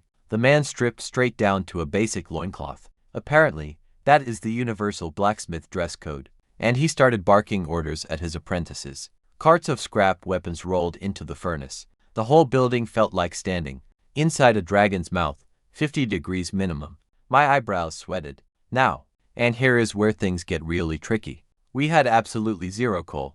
No mines discovered, so we were using charcoal, which only reaches 700 degrees out here. Inside a proper furnace with pumping bellows, you can push it to 900 or 1000, but smelting iron needs at least 1000 degrees. Luckily, I remembered one useful trick from my past life. If you preheat the blasting air before forcing it inside the furnace, you can spike the temperature by 200 degrees. That got us to 1200, actually hotter than standard coal smelting. Take that, coal industry, honestly. But wait, this might be a blessing in disguise. See, coal contains sulfur, which infects the iron, which makes iron brittle. Brittle weapons just snap during a fight. Cheap production cost means absolutely nothing. If your swords snap like dry breadsticks, I would much rather produce good iron at a slower pace than pump out useless garbage quickly. As for making steel, I knew the basics. Steel is iron with less carbon. Too much carbon ruins it, too little yields soft iron, but that sweet spot produces beautiful, strong steel. What is the exact perfect ratio? No clue. I should have memorized Wikipedia more before getting randomly isekai'd here, I muttered, rubbing my aching temples. This is the big regret pretty much everyone has. After waking up in another world, you kinda remember the concepts, but never the math. Like, I could easily explain what steel is, but I definitely could not give the exact recipe. Thankfully, Bruce was a pretty seasoned blacksmith. He knew the old school way. Heat the iron, hammer it down, fold it, heat it again, smash it, repeat. One full cycle is one fold. You do that 100 times for 100-fold steel. It is the best stuff around. Across the Florence Kingdom, usually, standard military armor used 30-fold steel, while 100-fold was saved for elite weapons. Dwarves made better gear. Honestly, you just cannot beat dwarven craftsmanship. It is basically their whole identity. But even master craftsmen struggled with 100-fold steel. They just used secret, ancient methods. Anyway, once the forge was finally up and running, I had to face my real issue. Money, or to be precise, having absolutely none. I gave Johnson 100 gold, just for his trip back to Colt City. That left me with 200. My land was a total money pit, always consuming, never producing anything. It would take 2 years minimum to become self-sufficient, and we had over 1,000 mouths to feed with zero income. I checked my system inventory for valuables, to refine steel ingots.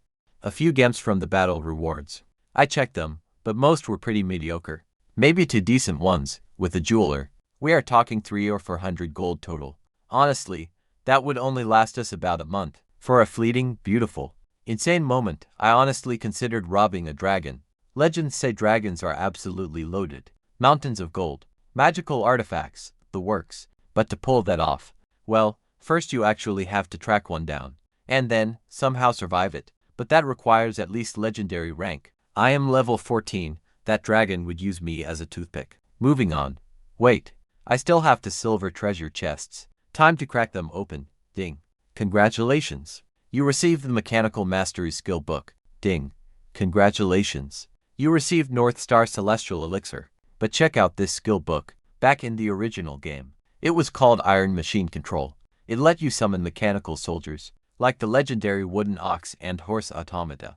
But in this new world, the system transformed it into actual mechanical engineering knowledge. I cannot build robot soldiers yet. The upgrade path is ridiculous. First, upgrade mechanical mastery to advanced, then learn Iron Machine secrets. Next, find the Peach Blossom Immortal NPC. Pass his trial to unlock the ultimate reward. Golem construction techniques. Golem building, the system literally reverse engineered wizard magic and turned it into craftable technology. Steel golems. Just one steel golem could smash through an entire knight order. Not standard cavalry, actual knights. Superhuman individual warriors, completely wiped out by one metal giant. My hands were shaking just reading this. Then reality hits. I had absolutely no idea where this immortal guy was. Back in the game, you just walked to a peach grove, and he would be standing there. But in real life, he could be anywhere on this massive planet. The system gave absolutely zero hints. Thanks for nothing, you useless game engine. Still, even without the golem endgame, mechanical mastery is still incredibly useful. Right now, I can design and build actual machinery. water-powered forging hammers, hydraulic bellows, and mechanical tools. A water-powered hammer could easily do the exhausting work of dozens of blacksmiths, striking with perfect, absolute consistency and tireless force. Refining hundredfold steel that usually took weeks by hand now takes days with machines. My stepfather's ironworks back home in Collins City already used that water-powered gear, and now I could build my own, probably even better. I learned the skill immediately. Tons of engineering knowledge suddenly floods his brain. Levers and pulleys, water wheels and drive shafts, complex transmission systems. Beautiful. This is pure goldmine knowledge. Next, he grabs his other reward, the North Star Celestial Elixir. It is stunning, a crystal bottle glowing with blue liquid. When he tilts the semi-transparent fluid, tiny stars sparkle. It is like someone literally bottled up the night sky. Even for this game, this item is insanely rare. Just look at this description, it is wild. A miraculous liquid, born from the highly concentrated power of the stars. It permanently boosts strength or constitution by 3 points. Only one stat gets the boost per bottle, but it works repeatedly, +3 permanently. That is like skipping months of brutal physical training and packing it into one single gulp. He stares. Adding 3 strength points puts him at 29. That is almost 30, basically entering superhuman territory. But 3 points in constitution, that makes him way harder to kill. Hard choices. Which would you choose? What a wild day. He started broke and stressed, to owning a fully functional smithy, an entire engineering degree, freshly downloaded into his brain, a future golem army to look forward to, and this magical star-infused smoothie that will make him permanently stronger. Honestly, being broke never felt this good. Without pausing, he chugs the star juice down, because let's be real, who hesitates over a free stat boost? He chugs the strange, liquid, incredibly cool going down. Pure liquid moonlight. Warm energy spreads through his body, settling deep inside his bones, right into his core until ding. His constitution rises by 3 points. 25 jumps to 28 just like that. He rolls his shoulders, flexing a bit. A few quick squats and he feels denser. Way tougher. Like his skin just got upgraded to solid steel, thanks to his advanced tenacity. Reducing damage by 50%, plus his constitution. Now at 28, trying to hit him is getting pointless. At least for most local monsters. But no time for bragging. He has serious machinery to build. Building a water-powered forging hammer is his top priority. The plan is quite simple. Use the river current to spin a massive wheel. Convert that spinning rotation into a powerful, heavy vertical hammering motion. And let physics do the heavy lifting, doing the endless work that usually exhausts blacksmiths, swinging a hammer 10,000 times. So he draws up blueprints for every component. The transmission is the only tricky part. Converting circular rotation into straight force into vertical hammers is actually easy. It only needs a basic wooden camshaft. Pegs push the giant hammer up as the wheel spins, and gravity slams it back down. He adds a gear system to control speed and force, rapid hits for delicate shaping, and slower, heavier strikes for major forging. His craftsmen are no geniuses, but they can follow simple directions. With him supervising every single step, they build a working water-powered forging hammer. 2 days later, all right, here we go. He opens the gate, releasing the water. River water roars down the open channel and slams hard into the water wheel. The massive wooden wheel groans. It shuddered, then started turning. Slowly at first, then gaining speed. The heavy hammer rose, reaching the absolute peak. Boom. It slammed directly onto the iron ingot. Sparks exploded everywhere like blinding fireworks. The ground shook right under my feet. Boom, boom, boom. A steady rhythm started taking over. Relentless, mechanical. Every single hit had identical force. Same angle, same absolute precision. Seriously, no human smith could ever match this. That heavy iron, visibly compressed and flattened under the assault, growing denser, tighter, stronger with every single hit. In just a fraction of the time it takes manually. The ingot was finally done. Bruce proudly brought me the finished steel bar. I lightly bounced it in my palm. Heavy, solid, with a satisfying ring when flicked. It is not quite as good as my system-grade steel, but pretty close. Way better than anything a manual forge could produce. A water-powered forging hammer, integrated right into the shop. Production efficiency 3, steel quality 1. 3 times faster production speed. Better quality steel, and the machine never gets tired. It never takes breaks. and never develops a gambling addiction. Sorry, Bruce. This machine is my new favorite employee. Nice work, I tell Bruce. Use this quality steel to forge 35 equipment sets, custom to handed axes and heavy armor. How long? Bruce hesitates. My lord, the apprentices are still learning, and crafting armor is pretty complex work. You have 2 weeks. The water hammer does the hard work now. If you cannot manage it, I let the heavy silence fill the rest. Consider it done, my lord. Talk about great motivation. I opened up my system's equipment database and sketched out the proper barbarian giant axe warrior loadout. These were the system's recommended weapons and armor, tailored for my troops' current class level. These designs were built for 7-foot barbarians, not regular humans. The axes were longer, heavier, with much broader blades. 30 pounds of pure steel per axe.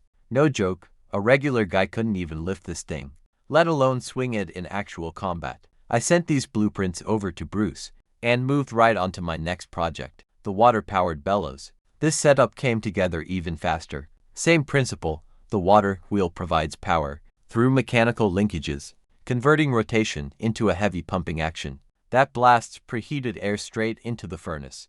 But this was way bigger, 7 feet tall and 10 feet wide. Normally, you would need 10 slaves working shifts just to run this, but water power ran it completely effortlessly. Whoosh, whoosh, whoosh. Superheated air blasted deep into the furnace. The temperature inside the chamber instantly spiked. Right away, slaves working nearby turned tomato red. Sweat poured off their bodies so fast, it evaporated before it could even drip. Scrap, old weapons and raw iron dumped inside melted instantly, not just slowly softening. They literally liquefied. Seriously, we have never seen heat like this. Ding. Water-powered bellows successfully integrated into the shop. Efficiency up to, flame temperature up to. Higher heat meant much faster smelting, yielding purer iron and better steel. Paired with the automatic forging hammer, my small, remote frontier blacksmith shop was churning out gear at a level that City Forge is completely jealous. Bruce and his apprentices found a pretty solid rhythm. Just melt, pour, hammer, quench, grind, day and night. The dusty smithy kept ringing with the sound of progress. That first custom barbarian battle axe finally came off the line. A few days later, I grabbed the weapon for a test swing. This was definitely not that weak axe from Colt City. That old one was only made for a 5'8" human, but this monster was built for 7-foot warriors. Longer handle, way heavier head, wider blade, and perfect balance. 30 whole pounds of forged steel. That could easily split a knoll from skull to pelvis. My barbarian warriors had been swinging human-sized axes. This entire time, it was honestly like watching a basketball star trying to play using some toddler toy. Sure, it works, but optimal, not even close. Honestly, you can tell they finally got gear that fits. Axes that actually fit perfectly in their massive hands. Heavy armor tailored to their enormous frames. 2 weeks, 35 custom weapon and armor sets. One overworked blacksmith with a severe gambling problem. And for apprentices who were learning at a very fast pace while the sound of hammers on steel kept echoing across my territory. Day and night, that racket was the sound of my army being born. Naturally, the first finished axe needed a quick test run. I handed it to Hans, one of my top barbarian champions, and pointed him toward a heavy pine log thick as a human waist. Just one swing, 2 clean-cut pieces. Trust me, that log didn't even have time to complain. Next, he tested the blade on a null-spiked club. Those massive 100-pound monstrosities. Trolls love swinging around. 3 chops and that club snapped like a tiny twig. The X-blade barely had a scratch. It only needed a fast sharpening. Hans completely lost his mind and started swinging that weapon around, just like a kid with a brand new toy. Spinning it, twirling it everywhere, doing crazy trick moves that literally made the air scream. His old axe from Cult City was history. The one he had been treating like a holy relic for weeks. Got tossed in the dirt without a second glance, dumped, and forgotten like some ex-girlfriend at a wild party. Boss, this new axe is absolutely incredible. He came sprinting right at me, swinging it in pure excitement. And that sharp blade whistled right past my face, close enough to shave off my eyebrows. It sliced the wooden measuring stick in my hand clean in half. Having fun? I asked, wearing the calmest smile I could possibly muster, while my heart tried to jump straight out of my throat. Then I kicked him so incredibly hard, he rolled across the dirt like a human tumbleweed. Take that axe and go chop some trees. 30 trees each today, or you get 0 dinner. Every single barbarian in I shot grabbed their gear and scattered like cockroaches when the kitchen light hits. It is crazy how fast 7-foot warriors can move when their dinner is threatened. Next up, armor testing. Bruce had forged a solid half-body plate armor set with chest, arm, and leg guards. Not heavy, full-body plate armor, which basically turns you into a walking tin can that can barely turn its head. This half-plate was the sweet spot. Great protection for all vital areas, while keeping your limbs completely free. For real movement, I tested it against swords. Perfect deflection, arrows bounced off, and even heavy maces.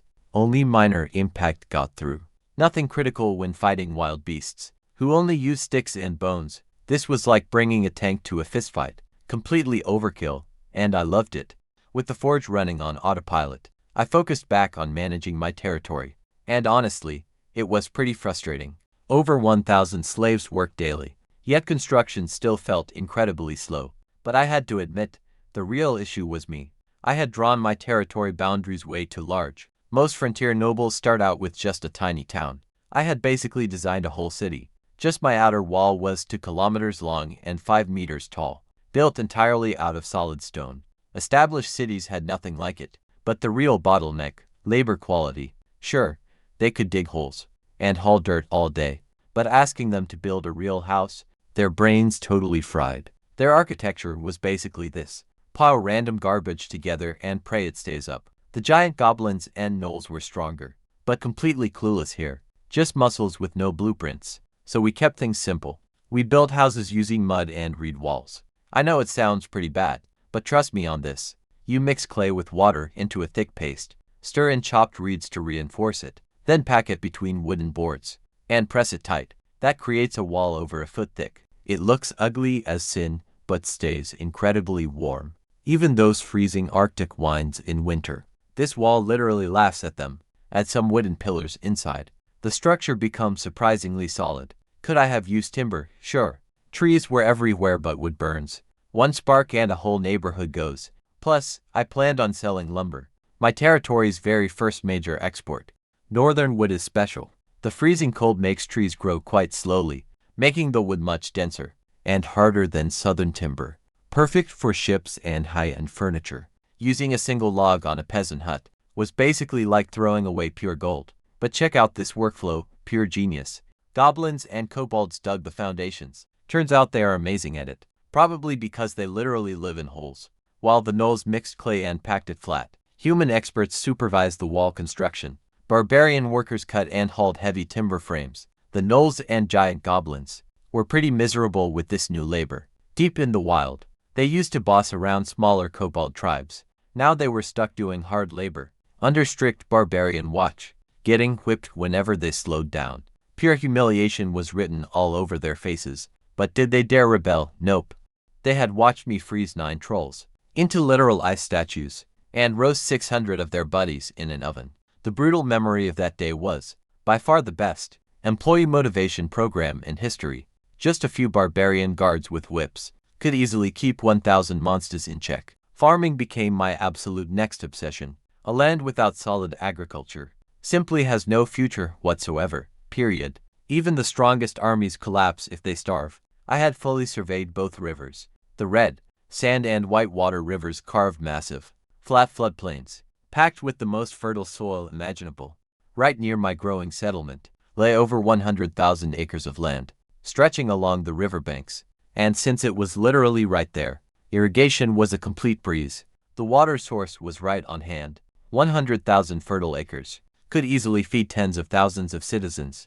My tiny settlement was basically sitting on an absolute goldmine. The fields near the walls were decent enough, but honestly way worse than the riverside. I could easily build massive water wheels and deep canals to feed river water straight to those fields. My brand new mechanical mastery skill made this incredibly easy, but building channels takes serious money and labor, and I was dead broke. Simple fix: farm the riverside land first. The water's already there. Better save those costly build projects for when I am not choosing between buying food or literally anything else. I stood on the hill, looking over my territory, the half-finished wall, that smoking forge, those ugly mud huts slowly popping up, bright green rows of potato plants, finally pushing through the dirt. Little fishing boats bobbing on the river. Entire gangs of goblins, hauling heavy dirt under barbarian supervision. Ugly, completely chaotic. Pretty broke, honestly, but alive, growing, and all mine. Every cut log, every wall built, every potato planted got us closer to a real city. A proper kingdom. A land where some guy starting with nothing, except a stolen noble title, and a gaming system in his head, actually built something that lasted. 30 chopped trees per barbarian each day. 1,000 slaves mixing mud, one tired blacksmith, forging a whole army worth of steel. This empire was not pretty yet, but we were getting there.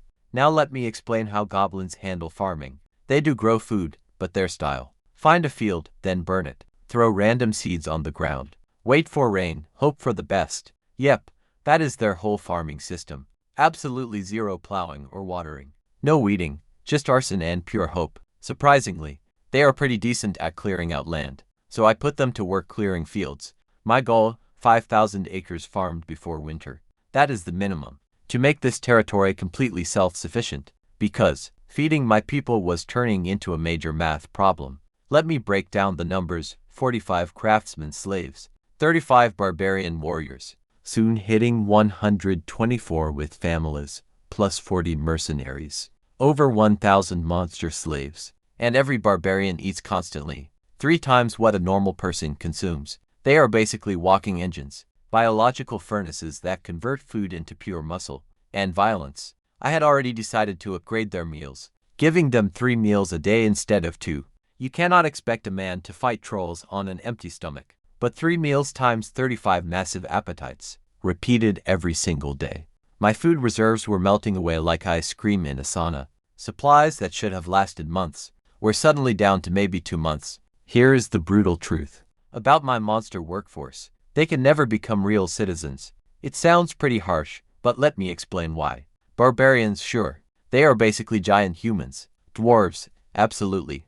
Culturally different, but still civilized. But goblins, kobolds, and gnolls, these creatures eat people, and not as a last resort, just as a lifestyle choice. Gnolls do not just use goblins as cannon fodder. In battle, they actually use them as emergency rations. Food low, grab a goblin, problem solved, since they eat their own allies.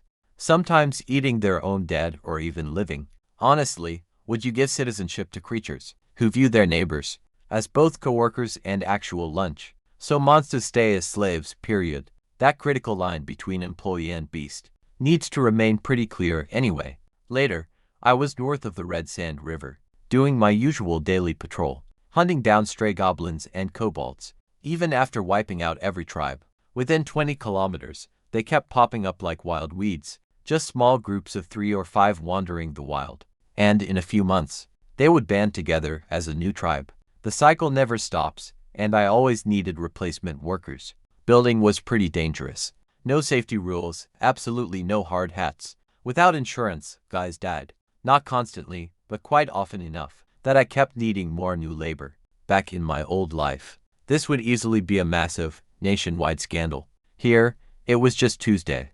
Boss, scouts found a goblin camp in the woods, 200 to 300 strong, with some giant ones too, my barbarian soldier reported. I immediately pulled up my strategic map, and there they were. A cluster of red dots 5 kilometers northeast, tucked right inside a thick patch of forest. The map got way more detailed daily. Everywhere my soldiers and I walked, the thick fog of war dissolved, revealing terrain, resources, and active enemy bases. This map did not just work inside my borders. It followed me absolutely everywhere. Unbelievably broken, right? I split my barbarians 3 ways. 2 squads would circle way around to cut off escape routes, while I took 2 guys directly up front. A textbook pincer move for monsters. Honestly, this was barely a strategy. More like choosing where to point a giant lawnmower. 15 minutes later, I stood just outside their camp. No sentries, no gates, 0 lookouts anywhere. Just a pretty sad bunch of dirt mounds they called houses, half buried, completely windowless. Single doors held up by twigs and prayers. Technically, they are earth shelters, but basically, they are just holes with roofs. Scanning my map, my flanking teams were in position. Green dots on both sides, waiting to catch runners. Here we go. I signal with my hand and charge with 2 barbarians. 3 men against 300 goblins. Honestly, Those odds are pretty insane, right? A massive goblin spots us and starts screaming out warnings. He's desperately trying to organize his troops, but before he can finish that first breath, my throwing axe splits his skull open like a ripe coconut. Boss dead. Total time. 2 seconds flat. My heavy spear shatters their defensive wooden wall, like it's made of thin paper. Well, it basically was. Goblins start scrambling out of their tents in panic, blinking in daylight, and running straight into barbarian axes. The three of us tear through the camp, like hot blades, slicing right through a block of butter. A few larger monsters actually try to hold their ground. 5 of them stand side by side with rusty weapons, creating what they hope looks like a brave final stand. I change my angle, charge, and sweep my weapon through them with a single strike. They fly up. Everyone is spinning through the sky like some ugly green targets. Their cheap leather armor explodes instantly. They are dead before they hit dirt. Their insides are turned to absolute mush from that impact. After that brutal display, the surviving goblins make a quick decision to flee for their lives. Monsters flood out of the ruins in all directions, running straight into my ambush squads waiting outside. You should see their faces, just pure, hopeless terror. They fled from 3 killers only to meet 10 more. Their tiny hearts completely give out. The beasts collapse into a quivering heap of green, shivering in pure fear. The entire fight takes 5 minutes. Not a single casualty on our side, but theirs. A handful dead, the rest captured. Just as ordered. Eliminate the ones too weak for labor. Bind the rest and march them to camp. Harsh, sure, but totally necessary. I cannot feed mouths that produce nothing. Every single goblin I spared had to earn food through hard labor. The frail and elderly just drain our resources and stall construction. Welcome to brutal frontier math. It is not pretty, but neither is freezing or starving this winter. Just because you were too soft to make hard calls.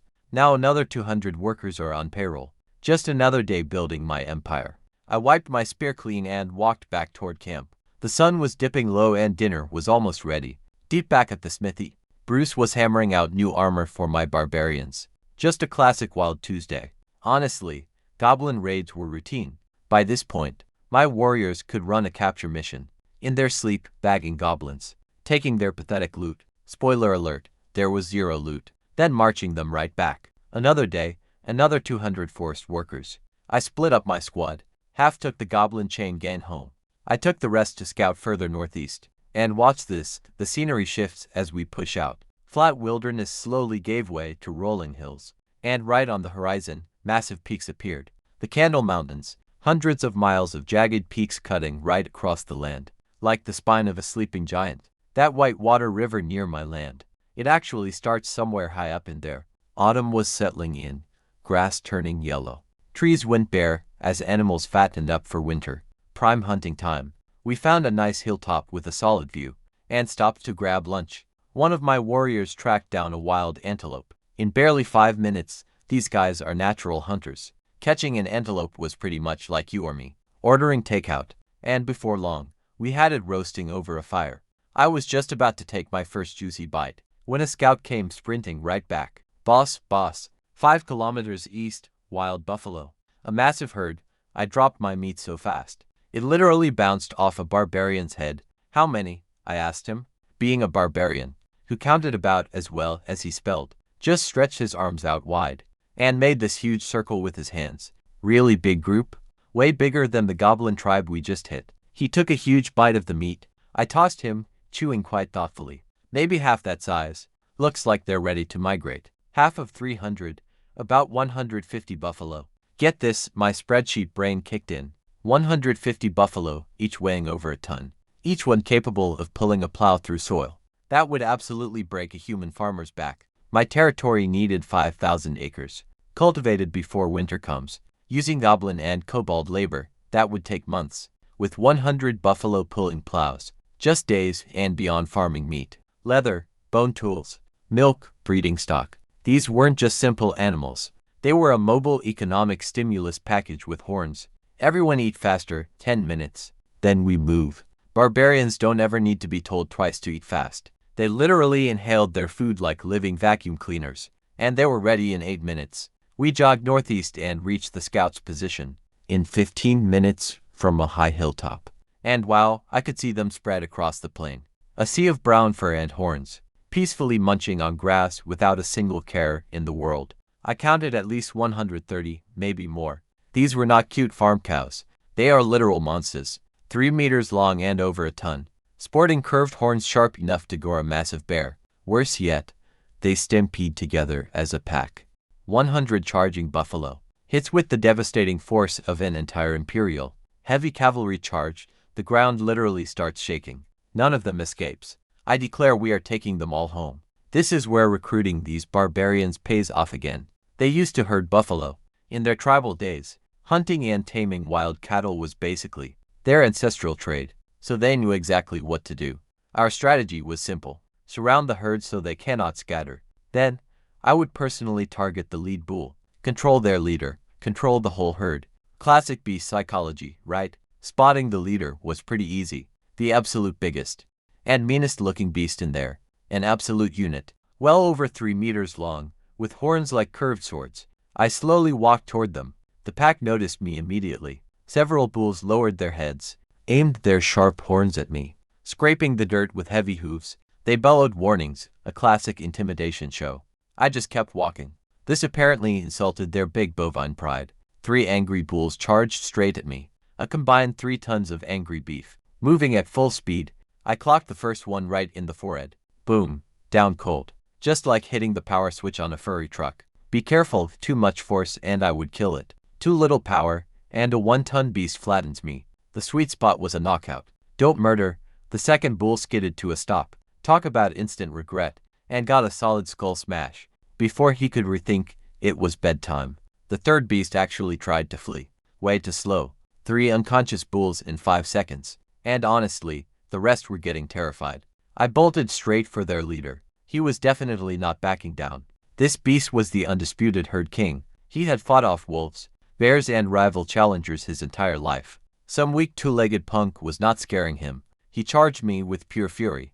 Over a whole ton of muscle and rage, shaking the ground like a runaway freight train. I punched him right there. He wobbled hard, shook his giant head, then to his credit, standing back up. Serious respect. I quickly leapt onto his giant back. What came next was the craziest rodeo across 2 entire worlds. This massive bull went totally wild, thrashing and spinning, pulling every trick from the beast playbook. At peak intensity, he wanted me off, he wanted me dead, aiming to launch me straight into orbit, holding tight with my legs, riding him like a surfboard in a hurricane. But get this, my stats made me unthrowable.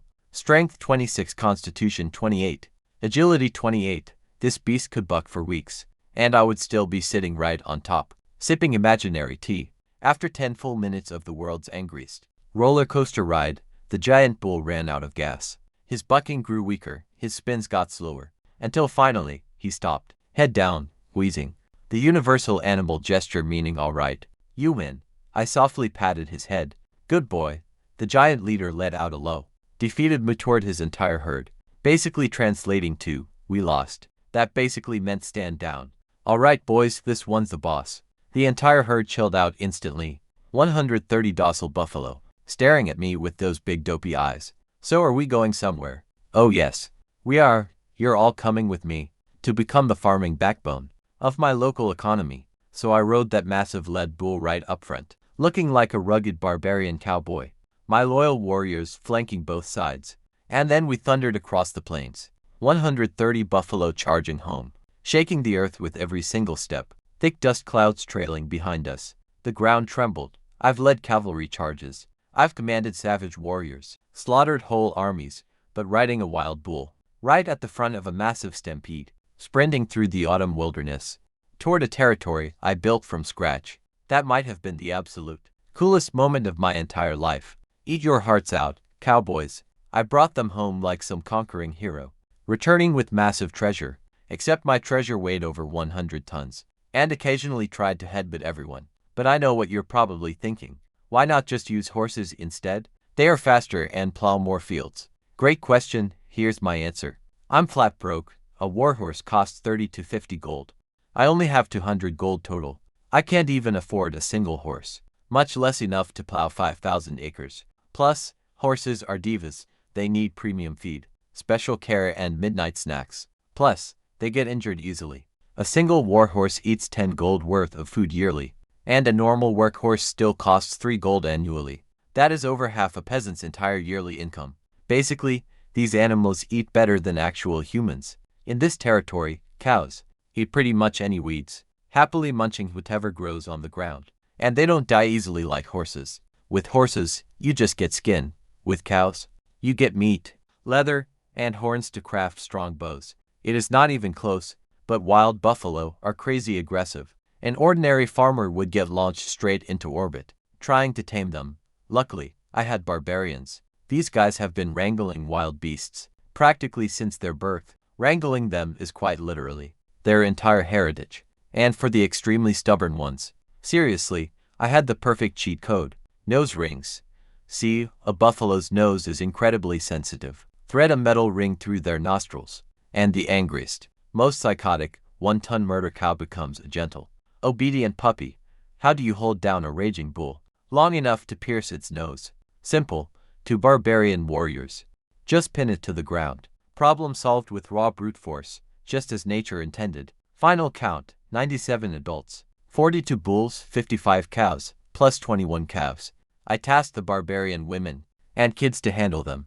Those formidable ladies could wrestle a buffalo into submission while feeding a baby. They were perfect for this. 1 month. I had been surviving out here for exactly 1 month. Honestly, the progress was absolutely staggering. The port on the Red Sand River grew from 3 trashy fishing boats to 7 active ones, expanding our dock space 5 times over. Now we can easily handle actual cargo ships, though none have actually arrived yet. But hey, if you build it, they will come. Just downstream from the port, massive water wheels line the bank like wooden sentinels, powering to forging hammers. One worked the bellows while a 4th ran the ore crusher, just sitting idle for now, because we had not found our iron mine yet, but fully ready the exact second we did. City walls were fully converted to solid stone, standing 5 meters high and a full meter thick, wrapping around the entire settlement. Were they as legendary as Cult City's massive walls? Not even close, but against simple goblins and kobolds, it was absolute overkill. Our territory safety rating shot up by 50 points overnight. But the thing I was most proud of, the roads. Oh man, those roads were proper, actual roads, completely real roads, linking our city center straight to the logging camp, the port, and our green farmlands. First, we leveled the dirt and packed it tight. Then we completely soaked it with water. Next, we gathered thousands of smooth river stones right off the riverbank. Goblins and kobolds hauled them in heavy baskets, one tedious load at a time, pressing them deep into the wet earth. Finally, we rolled everything flat using a massive stone roller. The epic result: hard, smooth pathways that did not turn to mud during heavy rain, and never kicked up thick dust when it got dry. Honestly, they were better than the streets in Cult City, far superior to anything you would find in Collins City, easily better than most roads in the entire Florence Kingdom. And get this, on both sides of every road, drainage ditches measuring 1 meter wide, measuring about half a meter deep, connected across our entire growing settlement to quickly funnel all wastewater out of the city. 0 gross puddles and 0 sewage. No strange mystery fluids pooling in the open streets. My territory was absolutely not going to smell like a medieval toilet. I had already lived through that horror once. Never again. The new city layout was a clean grid, beautifully organized, with symmetrical streets crossing at perfect right angles. Plots were cleanly measured and divided. Residential sectors here, commercial districts there, at fixed intervals down every single street. I mapped out spots for public toilets, real, designated sanitation facilities. In a world where folks mostly dump their chamber pots right out the window and pray, I built real restrooms. If this territory ever became a real city, it would easily be the cleanest city on the continent, by far. Outside the walls, over 500 goblin and kobold slaves cleared soil for fresh farmland, supervised by hired mercenaries, but the ones actually cracking the whips, not humans, but other goblins and kobolds. Exactly. My slave system had evolved quite beautifully after just a few weeks of captivity. You see, the smarter, ambitious goblins figured things out fast. They willingly became overseers, learned basic human commands, and began bossing around their own kind, with terrifying enthusiasm, while a human guard would give a lazy goblin 1 lash. A goblin overseer would happily whip them 5 times, plus a lecture in their goblin tongue. 2 lazy, useless goblins, who make their boss look bad, And check this out. My system actually recognized these monster managers as a legitimate unit class. Goblin Overseer boosts goblin work efficiency by 20%, lowers slave unrest by 10%. Just a normal goblin. This monster chose to serve Sulu-1 solely for slightly better rations, naturally gifted with speech, learning basic human speech, allowing easy communication with supervisors, knowing goblin habits intimately, makes it a highly effective taskmaster. Goblin middle management worked. Kobold supervisors, even some Knoll foremen, every turncoat who switched sides, freed up humans and barbarians for much bigger tasks. Somehow, my labor shortage was fixing itself. All thanks to the magic of workplace ambition, and slightly better lunch options too. Was this system exploitative? Absolutely. Was it effective? Spectacularly so. See, these goblin bosses never slack off, because if I demoted them back to slave status, their former underlings, the exact ones they whipped for weeks, would welcome them back with brutal payback. That fear of demotion was the ultimate motivator I had ever created, standing on the hill by my half-finished castle. Just look at this. See those stone walls shining in autumn, paved roads stretching out in neat lines, water wheels are spinning by the river, while fishing boats bob at the dock. Buffalo head to freshly plowed fields, black smoke rising from the smithy, and absolutely everywhere, the loud sounds of construction. Just 1 month ago, this was empty wilderness. Now, it was a bustling settlement, with infrastructure that would make city planners, back in my old world, nod in approval. Clean water access, proper drainage, paved roads, organized zoning, even public sanitation. Honestly, the bar was pretty low here, and believe me, I was flying over it. Was I still totally broke? Yes. Was the castle still completely unfinished? Absolutely. Were there 1,000 monsters living inside my walls? Monsters that would eat me given the chance? Probably, but hey, we have buffalo now.